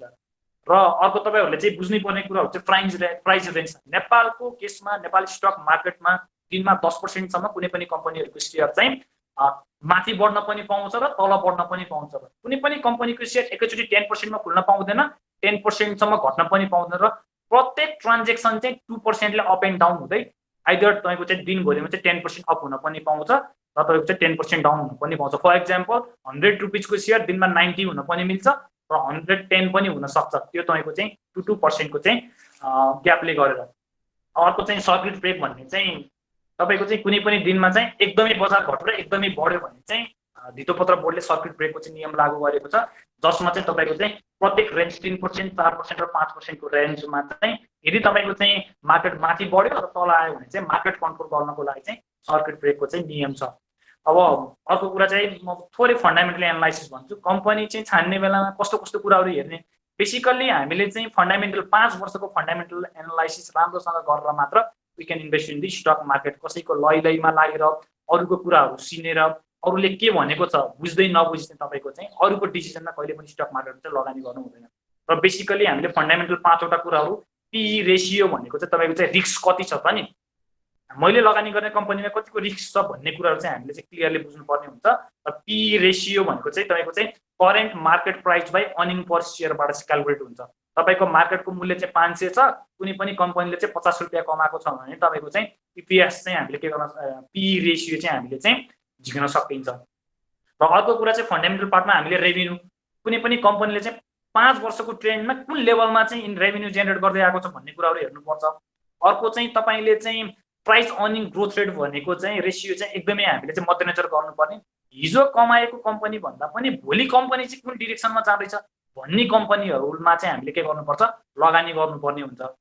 अर्को चाहिँ प्राइस टु बुक रेसियो। भोलि चाहिँ तपाईँको कम्पनी डुब्यो भने चाहिँ तपाईँ चाहिँ कति रुपियाँसम्म तपाईँले चाहिँ लगानी गरेको ठाउँबाट पाउनुहुन्छ। तपाईँ 1000 रुपियाँ हाल्नुहुन्छ, भोलि चाहिँ तपाईँको चाहिँ बुक रेसियो चाहिँ बुक भ्यालु चाहिँ कम्पनीको 200 छ भने त तपाईँलाई 800 रुपिस लस हो। यो कुरा पनि के गर्नुपर्ने हुन्छ, हामीले फन्डामेन्टल पार्टमा चाहिँ राम्रोसँग बुझ्नुपर्ने हुन्छ। र अर्को कुरा चाहिँ हामीले डिभिडेन्ड एडलाई पनि एकदमै मध्यनजर गर्नुपर्ने हुन्छ। कम्पनीले विगत इतिहासमा कुन तरिकाले बोनस दिएको छ, कस्तो क्यास डिभिडेन्ड दिएको छ, ट्रान्सपेरेन्सी कस्तो छ, तपाईँको चाहिँ बोर्डमा चाहिँ कस्तो कस्तो मान्छेहरू छ, भोलि कम्पनीको भिजनहरू कस्तो छ, भोलि कम्पनीलाई चाहिँ रिसेन्टली भएको एक्सटर्नल सिनारियोहरूले, एक्सटर्नल फ्याक्टरहरूले चाहिँ के असर पार्छ नि, कुन लेभलले चाहिँ यिनीहरूले डिभिडेन्ड दिन सक्छ भन्ने कुराहरू पनि हेर्न सकिन्छ। र अर्को फ्याक्टरमा चाहिँ हामीले चाहिँ रिटर्न अन इक्विटीमा चाहिँ कति रिटर्न छ त नि भन्ने कुराहरूलाई पनि हामीले चाहिँ फोकस गर्न सकिन्छ। एन्ड द नेक्स्ट पार्ट भनेको चाहिँ ओन्ली दि फन्डामेन्टल फ्याक्टरहरू चाहिँ तपाईँको चाहिँ लङ टर्म इन्भेस्टरहरूले हेरिने कुराहरू हो। Beside the fundamental factors, technical factors also plays the vital roles for changing the stock market price. So यसमा चाहिँ नयाँ एकदमै तपाईँ चाहिँ नवप्रवेशी हुनुहुन्छ भने तपाईँलाई चाहिँ टेक्निकल फ्याक्टर हेरेर, टेक्निकल इन्डिकेटर हेरेर कारोबार गर्न एकदमै गाह्रो हुन्छ। एकदम सर्ट टर्म ट्रेडरहरूले 1 महिनामा काम गर्ने, 5 दिनमा काम गर्ने, इन्ट्राडे ट्रेडिङ गर्ने मान्छेहरूले चाहिँ के गर्छ, टेक्निकल एनालाइसिस गर्छ। जस्तै तपाईँको चाहिँ मुभिङ एभरेजहरू, डिफेन्स टुल्सहरू, चार्टहरू, प्याटर्नहरू, क्यान्डलस्टिक्सहरू, हिस्टोग्राम्सहरू हेरेर चाहिँ उनीहरूले चाहिँ हिजोको कुरा हेरेर भोलिलाई चाहिँ फोकस गर्ने काम चाहिँ गरेको हुन्छ। अलमोस्ट तपाईँको चाहिँ ओल्डको 80% मार्केट चाहिँ फन्डामेन्टल भन्दा पनि टेक्निकल फ्याक्टरले चाहिँ मुभ भएको हुन्छ। म तपाईँलाई एउटा सानो इक्जाम्पल जोड्न चाहेँ। हामीले तपाईँको चाहिँ आजभन्दा अगाडि 4 वर्ष अगाडिको भूकम्पमा चाहिँ स्टक मार्केटले अल टाइम हाई हानेको रेकर्ड हेर्छौँ, जसमा चाहिँ अराउन्ड 3.2 जिडिपी भएको थियो। जुन बेलामा चाहिँ तपाईँको चाहिँ फन्डामेन्टल पार्टहरू एकदमै नराम्रो छ, त्यो बेलामा चाहिँ टेक्निकल फ्याक्टरले गर्दाखेरि चाहिँ तपाईँले के भयो, स्टक मार्केटले चाहिँ अल टाइम चाहिँ हाई गरेर। र तपाईँको विकसित मुलुकहरूमा तपाईँले युएसको डो जोन्स हेर्नुहोस्, इन्डियामा सेन्सेक्सहरू हेर्ने बेलामा चाहिँ अलमोस्ट टेक्निकल फ्याक्टरहरूले चाहिँ के गरेको हुन्छ, फन्डामेन्टल भन्दा पनि भाइटल रोल चाहिँ stock market price ups and डाउन्समा चाहिँ खेलेको चाहिँ हुन्छ। र short term investor normally they prefer the technical analysis, where is long term and value इन्भेस्टरहरूले चाहिँ फन्डामेन्टल एनालाइसिस हेरेर चाहिँ के गरेको हुन्छ, कारोबार चाहिँ गरेको हुन्छ। अब अर्को कुरा चाहिँ म तपाईँलाई चाहिँ एउटा सानो डाटा चाहिँ नेपालको स्टक मार्केट के थियो भन्ने कुरा चाहिँ जनाउँछु। जस्तै तपाईँको चाहिँ 2000 सालमा चाहिँ नेपालको स्टक मार्केट 545 थियो र 2002मा भनेको चाहिँ करिब 2 वर्षको अन्तरालमा चाहिँ 186मा झऱ्यो। द्याट इज एराउन्ड चाहिँ तपाईँ हेर्नुहुन्छ भने 60% चाहिँ तपाईँको चाहिँ 2 वर्षमा फल। कुनै पनिले तपाईँको चाहिँ 2011 महिना 23 गते लगानी गर्ने मान्छेले चाहिँ एराउन्ड तपाईँको 13 मन्थमा चाहिँ 60% चाहिँ लुज गरेको छ। स्टक मार्केट भनेको एकदमै हाई रिटर्न हुने र एकदमै हाई तपाईँको चाहिँ रिस्क हुने चाहिँ ठाउँ हो। हामीले नेपाली स्टक मार्केटमा चाहिँ लगानी गर्ने बेलामा ध्यान दिनुपर्ने कुराहरू भनेको चाहिँ life is the business cycle. Nepali stock market have also the one cycle. जस्तै त्यसमा चाहिँ तपाईँको बेरिस साइकल, बुलिस साइकल। हामी चाहिँ मार्केटमा चाहिँ बेरिस टाइममा छौँ कि बुलिस टाइममा छौँ। कुनै तपाईँ एकदमै छोटो समय 1 महिनामा, आजभन्दा तपाईँको चाहिँ 4 महिना अगाडि माइक्रो फाइनेन्स सेक्टरमा लगानी गर्ने इन्भेस्टरहरूले 100% भन्दा माथि धेरै चाहिँ पैसा कमाएको चाहिँ हामी देख्छौँ 1 महिनामा। कुनै बेलामा चाहिँ तपाईँको चाहिँ यदि बेरिस साइकलमा छ भने तपाईँको चाहिँ 1 महिनामा 2 महिनामा चाहिँ आफूसँग भएको म्याक्सिमम मोर देन 50% चाहिँ तपाईँको चाहिँ गुमाउने चान्सेस हुन्छ। त्यही भएर चाहिँ हामीले स्टक मार्केटमा लगानी गर्ने बेलामा तपाईँहरू लङ टर्म इन्भेस्टमेन्ट गर्न चाहनुहुन्छ भने हामीसँग स्टक मार्केट एराउन्ड 7 to 8 इयर्सको साइकल छ, फुल साइकल, बियर र बुल साइकल, जसमा चाहिँ तपाईँको चाहिँ 41 मन्थ चाहिँ बियर मार्केट चाहिँ आजसम्म भएको देखिन्छ। 41 महिनासम्म बजार घटिसकेपछि तपाईँको चाहिँ 48बाट 52 महिनासम्म भनेको तपाईँको जति घट्छ त्योभन्दा थोरै बढी समयसम्म लागेर चाहिँ मार्केट चाहिँ बुल फेजमा चाहिँ लागेको चाहिँ हामीले चाहिँ देखिन्छ। र म तपाईँलाई चाहिँ अर्को कुरा चाहिँ के भन्छु भन्दाखेरि मार्केटको सेन्टिमेन्ट नहेरिकन कहिले पनि स्टक मार्केट, सेकेन्डरी मार्केटमा चाहिँ लगानी गर्नुहुन्छ भने चाहिँ लगानी नगर्नुहोस्। कुनै पनि बेलामा कम्पनीको मूल्य घट्यो भन्दैमा चाहिँ लगानी गर्ने भनेको एकदमै स्टक मार्केटमा चाहिँ रिस्क हो। जस्तै हामीले चाहिँ कुनै पनि बेलामा चाहिँ खसेको चक्कु चाहिँ स्टक मार्केटको केसमा चाहिँ समात्न चाहिँ खोज्नु हुँदैन। कम्पनी चाहिँ why the companies price regularly falling भन्ने चाहिँ बुझ्नुपर्ने हुन्छ। हामी रिसेन्टली तपाईँले अहिले क्रुड ओइलको एक्जाम्पल हेर्नुहुन्छ भने $48 पर ब्यारलबाट चाहिँ एराउन्ड तपाईँको चाहिँ 17-18सम्म विदिन तपाईँको चाहिँ 1 मन्थमा चाहिँ झऱ्यो। र स्मार्ट इन्भेस्टरहरूले चाहिँ स्टक मार्केटमा $48 US तपाईँको चाहिँ पर ब्यारल चाहिँ क्रुड ओइल हुने बेलामा पनि उनीहरूले 40-35सम्म बेच्दै गयो। तर सोझो इन्भेस्टरहरू केही पनि नबुझेको नयाँ इन्भेस्टरहरूले चाहिँ ओहो 48 भएको त 10% फल आयो 20% फल आयो भनेर चाहिँ उनीहरूले चाहिँ 30-35 बाई गरेर र कन्टिन्युस अहिले चाहिँ के छ क्रुड ओइल चाहिँ फल्छ। त्यही भएर चाहिँ हामीले स्टक मार्केटमा चाहिँ इन्भेस्ट गर्ने बेलामा बजार घट्यो भन्दैन कहिले पनि किन्ने होइन। र यदि तपाईँ स्मार्ट इन्भेस्टर हुनुहुन्छ भने बजार बढ्दो क्रममा मार्केटमा प्रवेश गर्नुहोस् र बजारमा चाहिँ तपाईँको चाहिँ पिक भइसकेपछि अब चाहिँ यति पिक भयो भन्ने फिल भएपछि बेच्नुहोस्। घट्दो बजारमा कहिले पनि हामीले चाहिँ स्टक मार्केटमा इन्भेस्ट गर्ने र चाहिँ त्यति उपयुक्त चाहिँ देखिँदैन। र अर्को चाहिँ तपाईँहरूलाई चाहिँ इमर्जिङ इस्यु म चाहिँ नेपाल स्टक मार्केटको करेन्ट सिनारियो के छ भन्ने कुरा चाहिँ बुझाउँछु। जस्तै यसमा चाहिँ किन यो कम्पनीको चाहिँ तपाईँको चाहिँ अहिलेको समय चाहिँ स्टक मार्केटमा चाहिँ इन्भेस्ट गर्न चाहिँ गुड हो त नि भन्ने प्रश्न तपाईँहरूको मनमा चाहिँ छ होला। अहिले चाहिँ तपाईँको चाहिँ एराउन्ड 43 मन्थ, अघि मैले तपाईँहरूलाई चाहिँ 41 मन्थको साइकल हुन्छ भने जनमा चाहिँ अहिले हाम्रो चाहिँ 43 मन्थ चाहिँ बेरिस मार्केट चाहिँ के भएको छ तल आइसकेको छ। बजार घट्न लागेको क्रम चाहिँ 1888बाट तपाईँको 41 महिनाभन्दा पनि बढी घट्यो, जुन चाहिँ कोभिड-19 को इफेक्ट हो। नत्र भने तपाईँको बजार चाहिँ 1666 पुगिसकेको थियो जुन ठ्याक्क 41 मन्थमा नै। त्यसपछि तपाईँको चाहिँ एकदम सर्ट पिरियड अफ टाइम चाहिँ normally smart period second on तपाईँको चाहिँ 50% एउटा अनगोइङ मार्केट करेक्सन भएको हुनाले चाहिँ अब चाहिँ लङ टर्म इन्भेस्टरहरू छिर्ने हो कि भन्ने कुरा हामीले देख्न सक्छौँ। अर्को चाहिँ अनलाइन स्टक ट्रेडिङ, हामी इन्डियाको केसमा हेर्छौँ भने नर्मल्ली 2 वर्षमा 50% अनलाइन ट्रेडिङ आइसकेपछि 50% चाहिँ स्टक मार्केट ग्रोथ छ। जुन अनलाइन ट्रेडिङ फुल अटोमेटेड फेस अनलाइन ट्रेडिङ चाहिँ हामीले अबको 1 महिना 2 महिनाभित्र चाहिँ नेपालको स्टक मार्केटमा चाहिँ देख्न सक्छौँ। अर्को चाहिँ डिक्लाइनिङ इन्ट्रेस्ट रेट, ब्याज दर। एउटा इन्ट्रेस्ट रेटले पनि तपाईँको चाहिँ स्टकको प्राइसलाई चाहिँ एकदमै तलमाथि बनाउन चाहिँ काम गर्छ। स्टक मार्केट जब ब्याज दर चाहिँ तपाईँको चाहिँ कम हुँदै हुँदै जान्छ त्यसपछि चाहिँ तपाईँको चाहिँ के हुन्छ स्टक मार्केट चाहिँ बढ्दै बढ्दै जान्छ। That is the inversely proportional ratio of the interest rate and the stock market.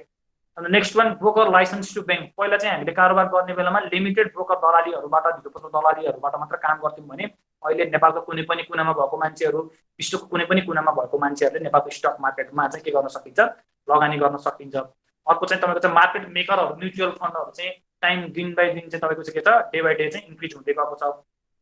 अर्को तपाईँको चाहिँ big merger of banking and financial इन्स्टिट्युसनले आजसम्म जुन चाहिँ तपाईँले चाहिँ योभन्दा अगाडिको 3 वर्ष 4 वर्ष अगाडि चाहिँ स्टक मार्केटको बुल हेर्नुहुन्छ भने पेड अफ क्यापिटल, त्यही big merger of banking and financial इन्स्टिट्युसनको कुराहरू पनि अहिले रिसेन्टली आएको हुनाले भोलि चाहिँ तपाईँको चाहिँ पेड अफ बढाउने बेलामा चाहिँ तपाईँको कि बोनस दिनुपर्ने हुन्छ कि राइट दिनुपर्ने हुन्छ कि तपाईँको चाहिँ एक्विजिसन अथवा मर्जर चाहिँ गर्नुपर्ने हुन्छ। यसले गर्दा पनि इन्भेस्टरहरू चाहिँ के हुन्छ एट्र्याक्टिभ हुन्छ and they can invest in the stock market.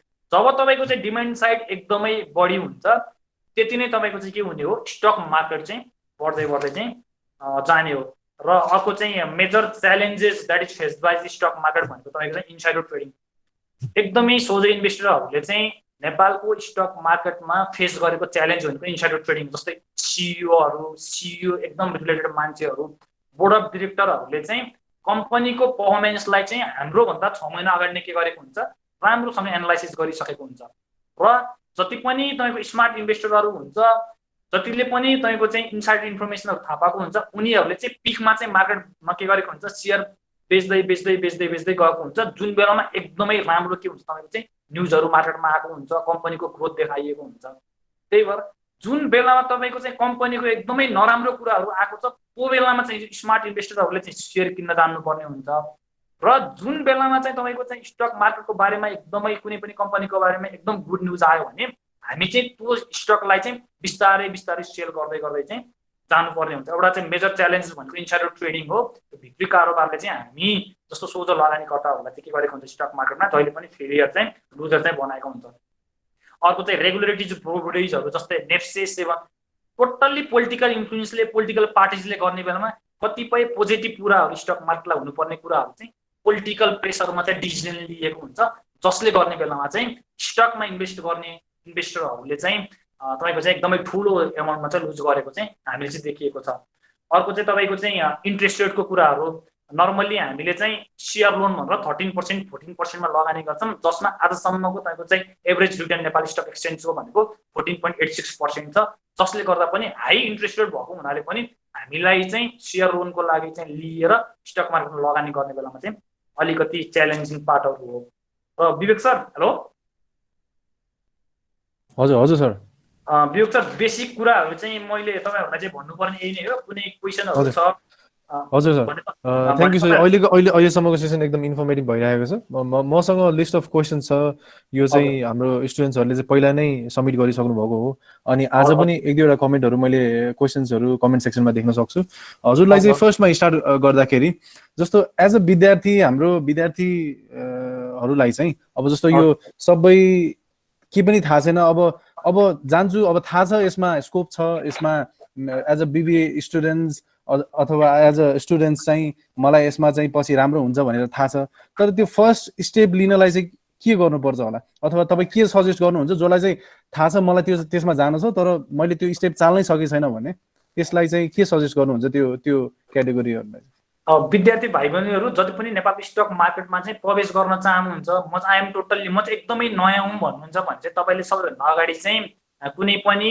Banking and financial इन्स्टिट्युसनमा गएर चाहिँ डिम्याट एकाउन्ट चाहिँ खोल्नुपर्ने हुन्छ जसमा तपाईँहरूसँग ब्याङ्क एकाउन्ट पनि चाहिन्छ ब्याङ्क एकाउन्ट र डिम्याट एकाउन्ट खोलिसकेपछि तपाईँले चाहिँ मेरो सेयरको एप्लिकेसन चाहिँ लिन सकिन्छ जुन चाहिँ तपाईँले चाहिँ इन्टरनेट थ्रु हेर्न सक्नुहुन्छ अथवा कुनै पनि ब्याङ्किङहरूमा ब्याङ्किङ एन्ड फाइनेन्सियल इन्स्टिट्युसनहरूमा जहाँ डिम्याट खोल्नु भएको छ त्यहाँ गएर चाहिँ हामीले के गर्न सकिन्छ मेरो सेयर चाहिँ को फर्म भर्न सकिन्छ र त्यसपछि तपाईँको चाहिँ इमेलमा चाहिँ युजर नेम र पासवर्ड आउँछ त्यति मात्र भयो भने पनि तपाईँलाई चाहिँ IPO FPO that means primary मार्केटमा इन्ट्री गर्न चाहिँ एकदमै सजिलो हुन्छ प्राइमरी मार्केटमा इन्ट्री गर्नको लागि चाहिने कुराहरू भनेको ब्याङ्क एकाउन्ट डिम्याट एकाउन्ट र मेरो सेयर मात्र हो ओके अनि सर त्यसमा एड गर्न चाहे जस्तो अब डिम्याट एकाउन्ट खोलिसक्यो हाम्रो सपोज म एज अ विद्यार्थी चाहिँ मैले डिम्याट एकाउन्ट खोलिसकेँ तर मलाई त्यो जुन एउटा माइन्डसेट हुन्छ अब यो एजमा आएर धेरै पैसा पनि नहोला आफूले सर्टेन सेभ गरेको एमाउन्ट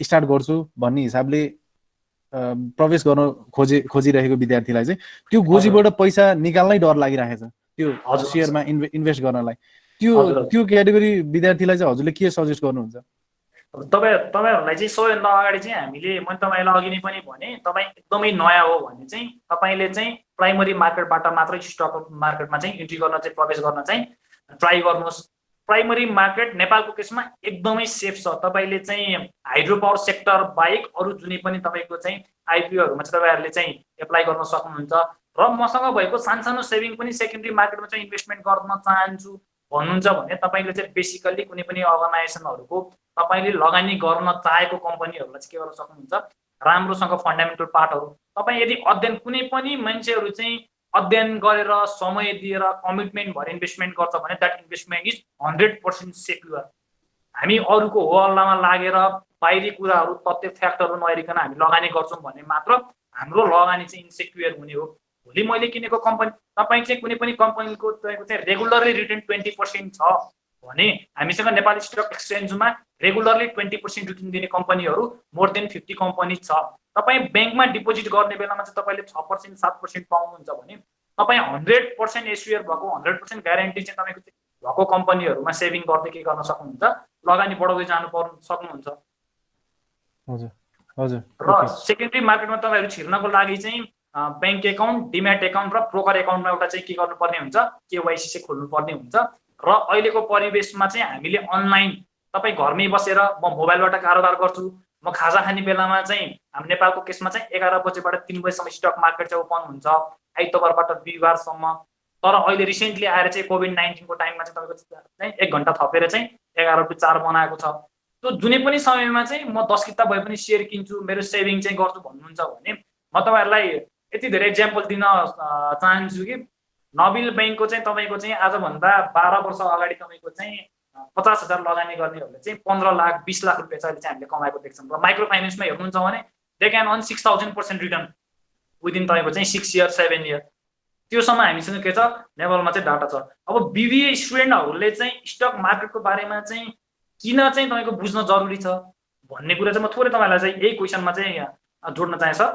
जस्तै बेसिकल्ली तपाईँको चाहिँ syllabus of totally BBA students are almost related with stock market हामी जति पनि बिबिए पढ्छौँ थ्योरिटिकल मात्र पढ्छौँ पढ्ने बेलामा प्र्याक्टिकल कुरा चाहिँ के हो त नि भन्ने कुरा अलमोस्ट तपाईँको चाहिँ बिबिएको सिलेबसमा चाहिँ के छ भन्दाखेरि तपाईँको चाहिँ स्टक मार्केट क्यापिटल मार्केटलाई चाहिँ के गरेको छ फ्यामिलाइज गरेको छ उनीहरूले चाहिँ प्र्याक्टिकल्ली एप्लिकेबल गर्नको लागि पनि हामीले चाहिँ तपाईँसँग रिस्क लिन सक्ने क्षमता कति छ पढाइमा हामीलाई थाहा छ रिस्क र रिटर्नलाई चाहिँ क्यालकुलेटेड रूपमा हेरेर मात्र लगानी गर्नुपर्छ तर तपाईँसँग एबिलिटी कति छ भन्ने कुराहरूलाई प्र्याक्टिकली हेर्नको लागि, तपाईँको चाहिँ डेब्ट मार्केटहरू फरेक्स मार्केट बुझ्नको लागि, कमर्सियल बैंक म्यानेजमेन्ट बुझ्नको लागि, तपाईँ भोलि गएर चाहिँ पोर्टफोलियो म्यानेजमेन्ट हेर्नको लागि होला, तपाईँको चाहिँ ग्लोबल मार्केटको बारेमा बुझ्नु पर्ने, यी सबै कुराहरूको लागि पनि के गर्नु पर्ने हुन्छ, फर्स्ट पार्टमा चाहिँ तपाईँहरू चाहिँ स्टक मार्केटको बारेमा चाहिँ बुझ्नु पर्ने हुन्छ। अर्को चाहिँ तपाईँको दोस्रो पार्टमा चाहिँ करियर प्रोस्पेक्ट।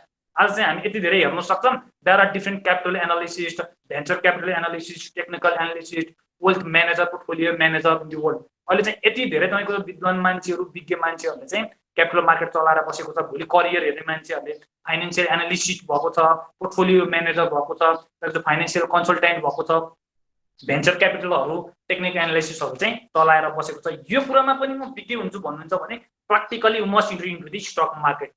यही समयबाट चाहिँ तपाईँ के गर्नुपर्ने हुन्छ, स्टक मार्केटमा चाहिँ प्रवेश गर्नुपर्ने हुन्छ। तपाईँ स्टक मार्केटमा नो वान इज 100% पर्फेक्ट, कोही पनि पर्फेक्ट हुँदैन। स्टक मार्केटमा तपाईँ चाहिँ फ्यामिलियर हुनको लागि पनि, राम्रोसँग सिक्नको लागि at least you have the experience of 6 year. तपाईँले चाहिँ 6 इयरको चाहिँ एउटा एक्सपिरियन्स चाहिँ मिनिमम गेन गर्नुपर्ने हुन्छ। एभ्री टाइम चाहिँ तपाईँले स्टक मार्केटमा चाहिँ कुनै न कुनै मिस्टेकहरू चाहिँ मेरो यो मिस्टेक हो है भनेर चाहिँ रियलाइज चाहिँ गरिराख्न पाउने ठाउँ नै के हो, स्टक मार्केट। र तपाईँलाई चाहिँ अर्को किन चाहनुपर्छ त नि भन्दाखेरि एकदम यसको रमाइलो पक्ष भनेको प्रत्येक समयमा चाहिँ तपाईँहरूले फरक फरक गल्तीहरू चाहिँ देख्न सक्नुहुन्छ। स्टक मार्केटको रमाइलो केस भनेको आज तपाईँ बढ्छ भन्नुहुन्छ, तर एकैछिनको सेन्टिमेन्ट हेरेर, अरू बाहिरी न्युजहरू हेरेर चाहिँ 10 मिनटपछि ओ स्टक मार्केट त घट्छ। एकदम रमाइलो पार्ट भनेको यो। र तेस्रो कुरा भनेको चाहिँ एरियाज अफ इम्प्लोइमेन्ट। स्टुडेन्टलाई किन चाहिन्छ स्टक मार्केटको अध्ययन भन्दा एरियाज अफ इम्प्लोइमेन्ट। भोलि चाहिँ almost of the students of बिबिएआर तपाईँको चाहिँ taking employment opportunities, banking and financial institution, insurance companies, investment in banking एजेन्सिजहरू, स्टक एक्सचेन्जमा उहाँहरूले चाहिँ आफ्नो अनुभव छ, आफ्नो ज्ञान छ, प्र्याक्टिकल नलेज छ भने भोलि चाहिँ के गर्न सक्नुहुन्छ, आफ्नो एरिया अफ इम्प्लोइमेन्ट चाहिँ बनाउन सक्नुहुन्छ। म्युचुअल फन्ड कम्पनीमा काम गर्न सक्नुहुन्छ। र and then last one, why they need to know about the capital market is तपाईँको मेजर कुरा चाहिँ स्टुडेन्ट एज इन्भेस्टर। स्टुडेन्ट पनि के गर्न सक्छ, लगानी गर्न सक्छ, सेभिङ गर्न सक्छ। Always they need to learn new skills, ideas and gain more knowledge about stock market. Day by day चाहिँ उनले के गर्न सक्छ, आफूले लगानी गरेर नयाँ कुराहरू सिक्न सक्छ। अर्को चाहिँ तपाईँको चाहिँ आफैले पनि स्टक मार्केटमा के गर्न सक्छ, लगानी गर्न सक्छ। र अर्को पार्ट भनेको चाहिँ उनीहरूले के गर्न सक्छ, तपाईँको चाहिँ केयरफुल अबाउट द इन्भेस्टमेन्ट। सानै उमेरबाट तपाईँहरू चाहिँ इन्भेस्टमेन्टको बारेमा चाहिँ एकदम केयरफुल हुनुहुन्छ। Whether you are the short term investor or the long term investment. भोलि तपाईँको सर्ट टर्म गोल के हो त नि वेल्थको, भोलि र तपाईँको चाहिँ मिडियम टर्म गोल के हो, र तपाईँको चाहिँ लङ टर्म इन्भेस्टमेन्ट गोल के हो कुरा भन्ने चाहिँ तपाईँ प्र्याक्टिकली स्टक मार्केटमा इन्ट्री गर्नुभयो भने चाहिँ थाहा पाउन सक्नुहुन्छ। अर्को चाहिँ स्टुडेन्टहरूले पोर्टफोलियो डाइभर्सिफिकेसनको बारेमा 100% तपाईँको एकदमै राम्रो नलेज चाहिँ के गर्न सक्छ, स्टक मार्केटमा इन्ट्री गरिसक्यो भने चाहिँ थाहा पाउँछ। जुनै पनि समयमा एउटै सेक्टरको मात्र हामीले चाहिँ राम्रो ग्रोथ देख्न सक्दैनौँ। जस्तै अहिले कोभिड-19 एक्जाम्पल हेर्नुहुन्छ भने एयरलाइन्स इन्डस्ट्रीमा मात्र लगानी गर्ने मान्छेहरू, तपाईँ चाहिँ भोलि बिजनेस अर्गनाइजेसन चलाउनुहुन्छ, एयरलाइन्स इन्डस्ट्रीमा मात्र लगानी गर्नुभएको थियो, क्रुड ओइलमा मात्र लगानी गर्नुभएको थियो, होटल इन्डस्ट्रीमा मात्र चल्नु भएको थियो भने आज एउटा मात्र तपाईँको चाहिँ ग्लोबल इस्युले के गर्न सक्नुहुन्छ, तपाईँको बिजनेस चाहिँ डुब्न सक्ने, टाट पल्टिन सक्ने हुन्छ। तर प्र्याक्टिकली तपाईँ स्टक मार्केटमा इन्ट्री गर्नुभयो भने पोर्टफोलियो डाइभर्सिफिकेसन भनेको के हो त नि, कस्तो कस्तो कम्पनीमा तपाईँ चाहिँ प्रत्येक सिनारी हेरेर आफूसँग भएको एमाउन्टलाई चाहिँ डिफ्रेन्ट सेक्टरमा चाहिँ के गर्न सक्नुहुन्छ, लगानी गर्न सक्नुहुन्छ। अर्को चाहिँ habit of investing and saving चाहिँ के हुन्छ, विद्यार्थीहरूलाई चाहिँ बढ्दै जान्छ। उनीहरूले चाहिँ अलिकति केही कुरा सिकिसकेपछि, नलेज गेन गरिसकेपछि, पैसा कमाउँदै जाँदा चाहिँ के गरेको हुन्छ, उनीहरूको एउटा साइड बिजनेस पनि हुन्छ। आफूले चाहिँ आफ्नो काम नबिगारिकन फ्यामिली टास्क होला, आफ्नो छुट्टै बिजनेस होला, सबै कुरा हेरी पनि के गर्न सक्छ, लङ टर्म इन्भेस्टमेन्ट चाहिँ गर्न सक्छ। अर्को चाहिँ they are clearly known about the risk and return. स्टुडेन्टहरूले सानो एजबाट चाहिँ तपाईँको चाहिँ क्यालकुलेटेड रिस्क एन्ड रिटर्नको बारेमा चाहिँ राम्रो नलेज चाहिँ के गर्न सक्छ, स्टक मार्केटमा छिरिसकेपछि क्लियरली रूपमा चाहिँ बुझ्न सक्छ। अरू विवेक सर क्वेसनहरू? Okay, thank you sir. अब अर्को चाहिँ यसपछि चाहिँ जस्तो अब मार्केटमा कुनै ब्याङ्कको प्राइस अहिलेको भ्यालु चाहिँ सेयर प्राइस चाहिँ तपाईँको 500 रुपियाँ छ भने त्यो प्राइस चाहिँ कसरी सेट हुन्छ र अनि त्यो के कुराले इम्प्याक्ट गर्छ त्यसलाई बढ्नु अथवा घट्नुमा चाहिँ? यसमा चाहिँ जसमा चाहिँ सबभन्दा अगाडि चाहिँ म तपाईँलाई चाहिँ मार्केट रेट चाहिँ कसरी सेट हुन्छ भन्ने कुरा चाहिँ दिन्छु। अघि मैले भने जस्तै तपाईँहरूले कुनै पनि कम्पनीको आइपिओ चाहिँ तपाईँले चाहिँ भर्नुभयो, 100 रुपियाँमा भर्नुभयो, खुल्ने बेलामा चाहिँ कसरी 250मा खुल्छ भन्दा चाहिँ तपाईँले चाहिँ एउटा नेपाली स्टक एक्सचेन्जले सेक्युरिटी बोर्डबाट चाहिँ एउटा पोलिसी छ जसमा चाहिँ तपाईँको चाहिँ नेटवर्थको 2 टाइमसम्म कम्पनीको इक्रा रेटिङ ग्रेडिङ पर्फर्मेन्स हेरेर चाहिँ उसले बजारमा खोल्ने के गरेको हुन्छ, एउटा अनुमति दिन्छ। त्यहाँबाट चाहिँ कम्पनीको इनिसियल सबैभन्दा अगाडिको चाहिँ मार्केट रेट चाहिँ के हुन्छ, सेड चाहिँ हुने गर्छ। र अर्को कुरा मेजर तपाईँहरूले बुझ्नुपर्ने कुरा भनेको why the rate of the तपाईँको चाहिँ stock market is changing, sometimes they are increasing and sometimes they are falling. किन चाहिँ कम्पनीको मूल्य चाहिँ बढेको हुन्छ र किन चाहिँ कम्पनीको मूल्य घटेको हुन्छ त भन्ने कुरा द फर्स्ट पार्ट इज तपाईँको चाहिँ कम्पनीज न्युज एन्ड पर्फर्मेन्स। कम्पनीको पर्फर्मेन्सले र न्युजहरूले समाचारहरूले के गरेको हुन्छ तपाईँको चाहिँ स्टक प्राइसको जुन चाहिँ तपाईँको चाहिँ रेट छ त्यसलाई चाहिँ तलमाथि गराउँछ। जस्तै कि कम्पनीको अर्निङ के हो, कम्पनीको प्रोफिट के छ, कम्पनीको तपाईँको चाहिँ न्युज रिलिजहरू के छ। If there is certain changes in management, तपाईँले चाहिँ इन्डियामा चाहिँ टाटा कम्पनीमा एकजना मेकानिकल इन्जिनियरले मात्र छोड्ने दिनमा चाहिँ टाटा कम्पनीको सेयर के भएको थियो, दिनमा 8%ले चाहिँ फल भएको थियो। यदि म्यानेजमेन्टमा चेन्जहरू आयो, न्युजहरू नराम्रो आयो, प्रोफिटमा कमी आयो, तपाईँको चाहिँ कुनै बेलामा चाहिँ तपाईँको एन्टिसिपेटिभ मर्जर एन्ड एक्विजिसनको कुराहरू आयो भने कम्पनीमा के हुन्छ, एउटा चाहिँ तपाईँको चाहिँ रेट चाहिँ तलमाथि हुन्छ। एन्ड द नेक्स्ट पार्ट भनेको इन्डस्ट्रियल पर्फर्मेन्स। जस्तै तपाईँको चाहिँ प्रत्येक इन्डस्ट्रिजहरू एउटै लेभलको इन्डस्ट्रिजहरू चाहिँ हामी नर्मल्ली ग्लोबल सिनारियोमै हेर्छौँ भने चाहिँ पर्फर्मेन्स चाहिँ एउटै लेभलको देखिन्छ। जस्तै ब्याङ्किङ ग्रोथ देख्नुभयो भने चाहिँ स्टक मार्केटमा सबै ब्याङ्किङ कम्पनीहरूको हामीले के गरेको हुन्छ, नर्मली चाहिँ एउटा चाहिँ ग्रोथ चाहिँ हामीले के गरिन्छ, जनरली चाहिँ देखिएको हुन्छ। अर्को चाहिँ यदि तपाईँको जस्तै अहिले चाहिँ तपाईँको एयरलाइन्सको पर्फर्मेन्स ब्याड छ भन्ने बित्तिकै एभ्री एयरलाइन्स कम्पनीहरू के छ तपाईँको चाहिँ टाट पल्टेको छ।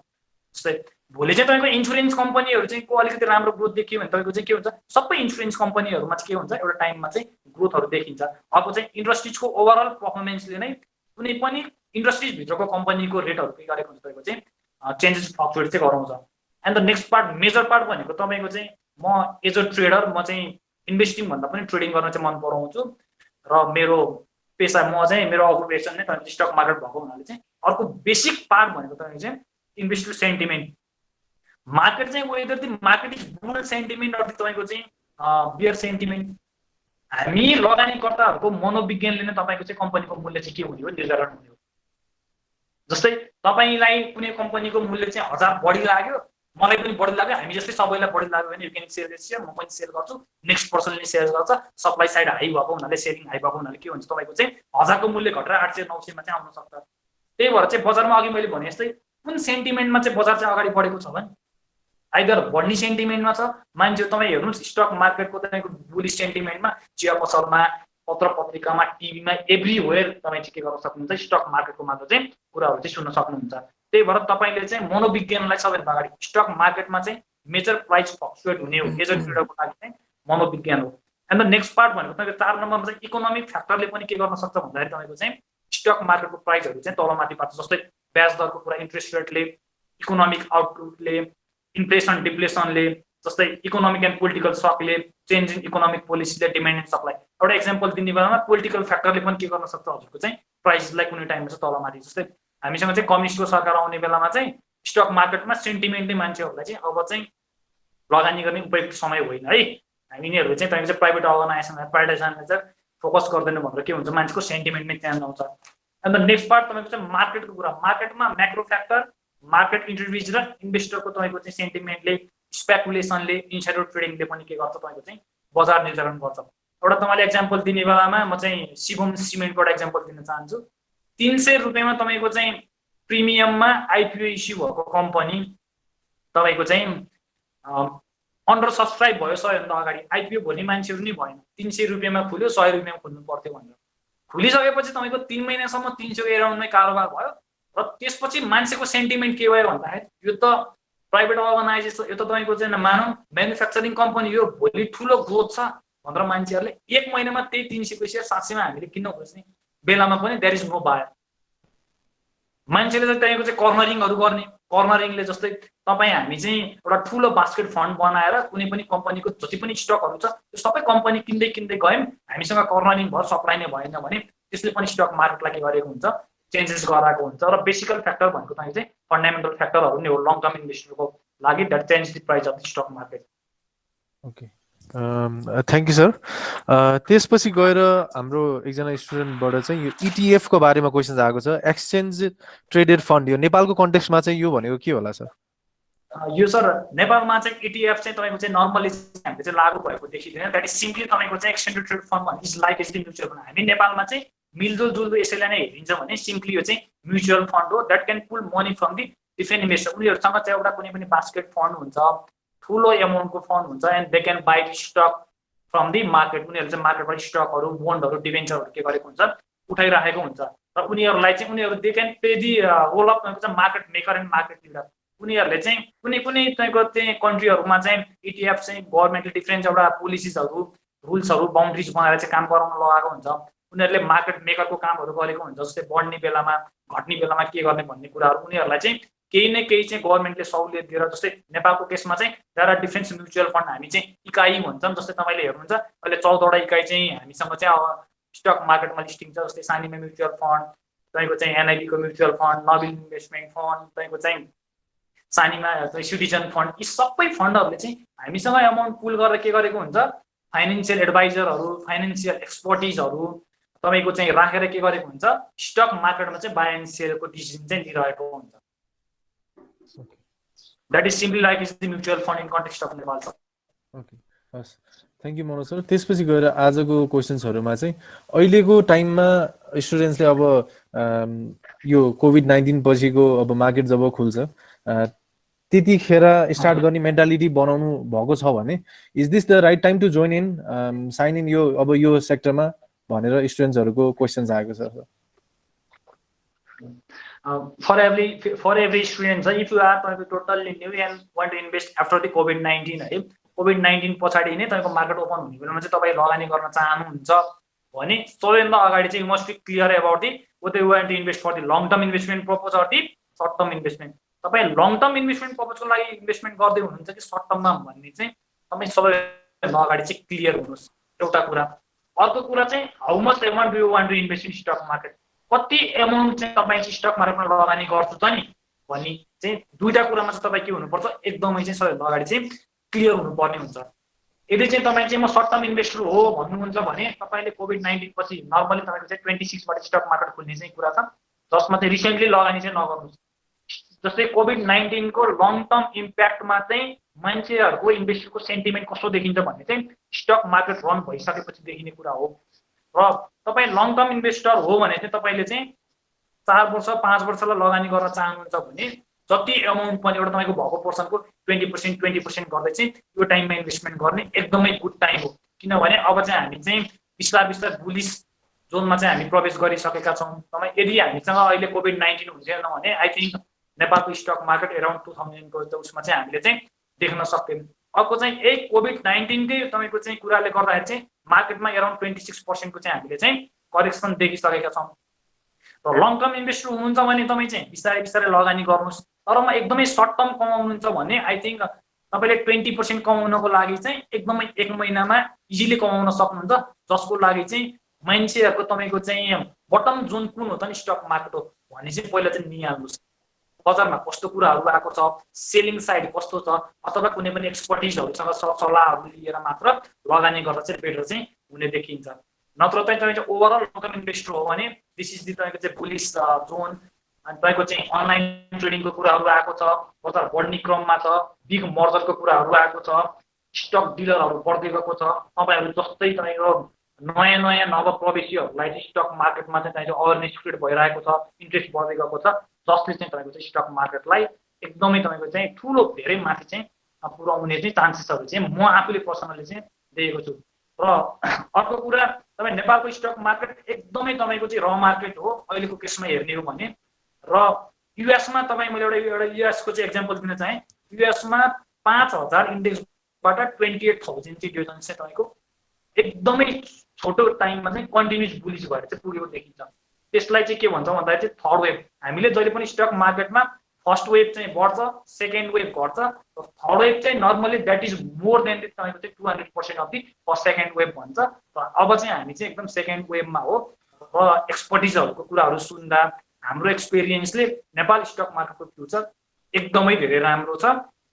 र अर्को कुरा तपाईँहरूमा चाहिँ क्लियर हुने भनेको चाहिँ अब कोभिड-19 पछाडि चाहिँ मान्छेहरूले लगानी गर्ने क्षेत्र के हो त नि, भोलि चाहिँ उनीहरूले चाहिँ स्टक मार्केटलाई सेफ दिएर लगानी गर्छ कि गर्दैन भन्ने कुरा स्टडी गरेर मात्र आफ्नो लगानी चाहिँ गर्न सक्नुहुन्छ।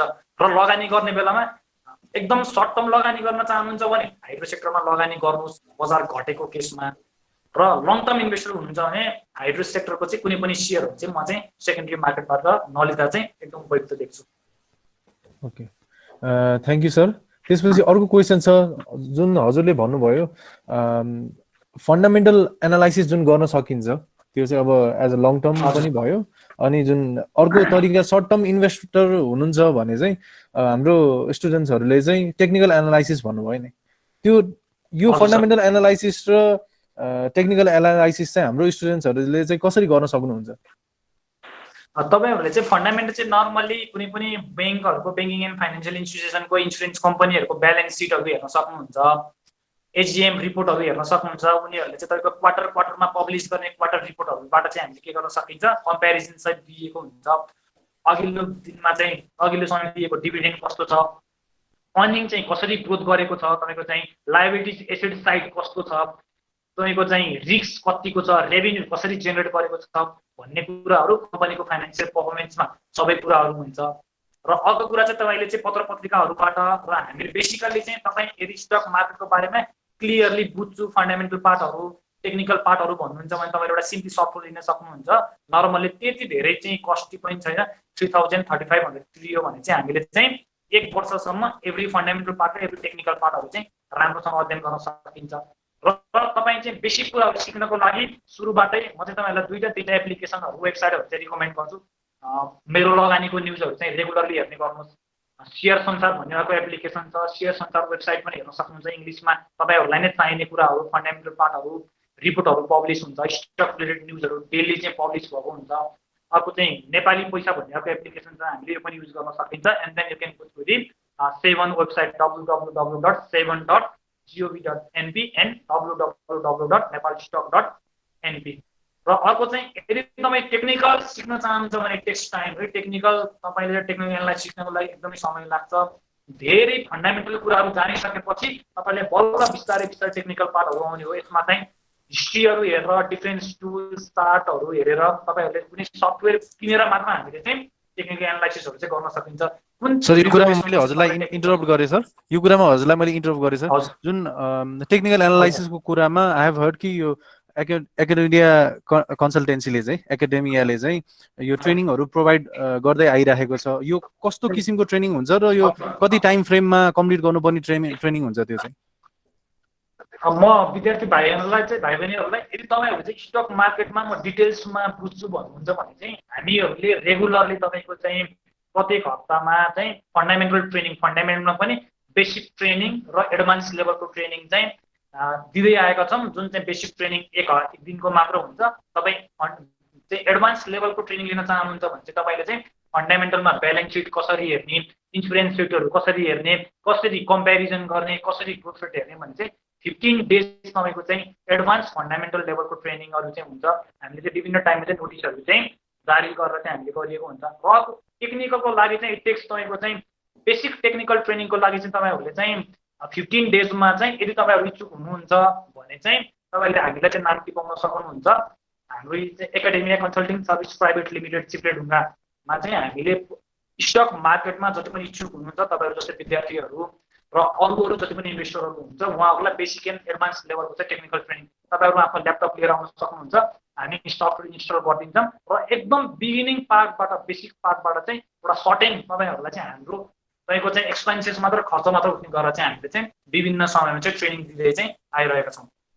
ओके थ्यांक यू सर अब क्वेशन्स त हामीसँग धेरै नै छ तर हामी टाइमको अब अन्त्यतिर आइसकेको छौं त्यही भएर म लास्ट दुईटा क्वेशन लेख्छु हाम्रो अविनाश जङ बरालजीको क्वेशन्स एकदम लामो छ मैले लास्ट यो क्वान्टिटेटिभ इजिङको बारेमा अलिकति बताइदिनुस् न क्वान्टिटेटिभ इजिङ हजुर के भन्नुहुन्छ क्वान्टिटेटिभ इजिङको बारेमा सोध्नु भएको छ हजुर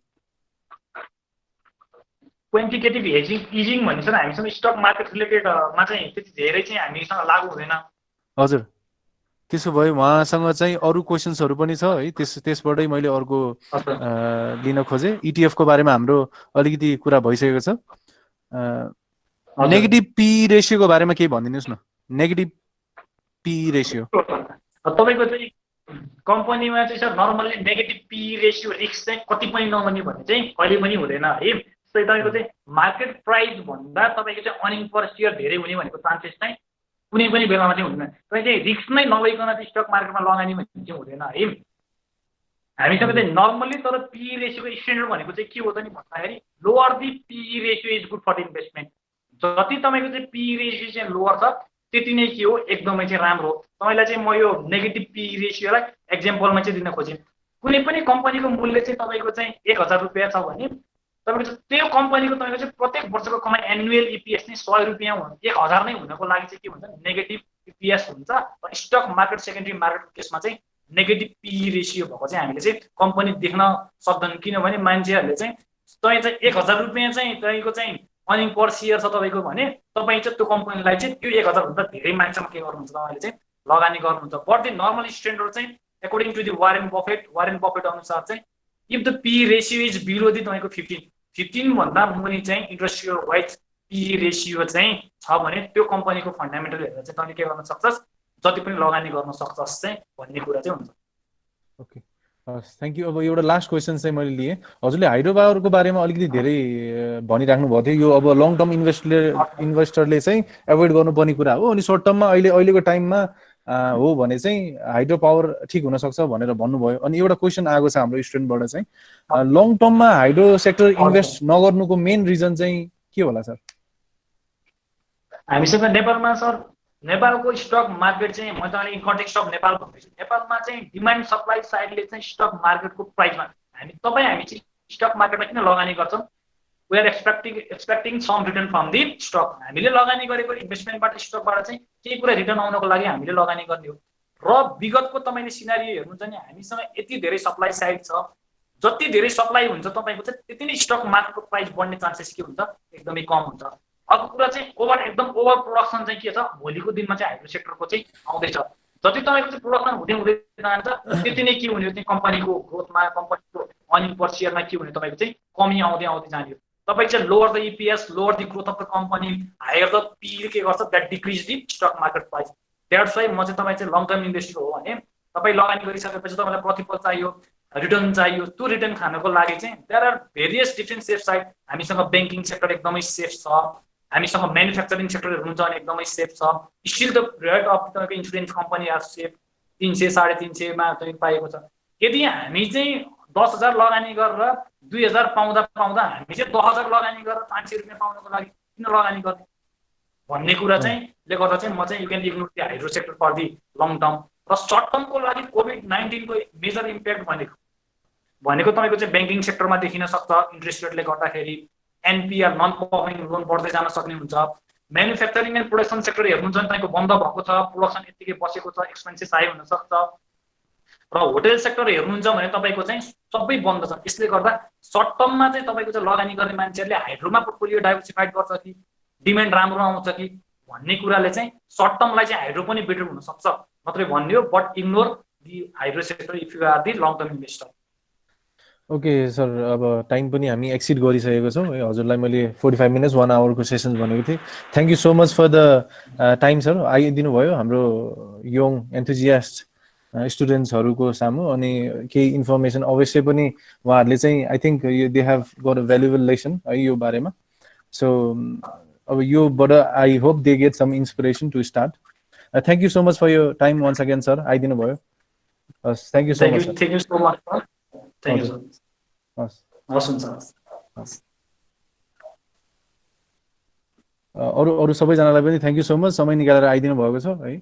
अरू सरी अब टाइमको पनि उहाँलाई पनि मैले रिक्वेस्ट गरेर सर्टेन टाइमको लागि लिएर आएको थिएँ। अब सबै क्वेसन्सहरू चाहिँ मैले समावेश गर्न चाहिँ सकिनँ यो टाइम फ्रेममा, त्यसको लागि चाहिँ माफी माग्न चाहन्छु। So thank you so much once again है। Abhinav sir thank you so much for being here. अरू 1-2जना हाम्रो फ्याकल्टी मेम्बर्सहरू पनि मैले देखेको थिएँ। थ्याङ्क यू सबैजनालाई, सबै विद्यार्थी र सबै आफ्नो फ्रेन्ड्स फ्यामिलिज सबैजना आउनुभएकोमा थ्याङ्क यू सो मच। हस्।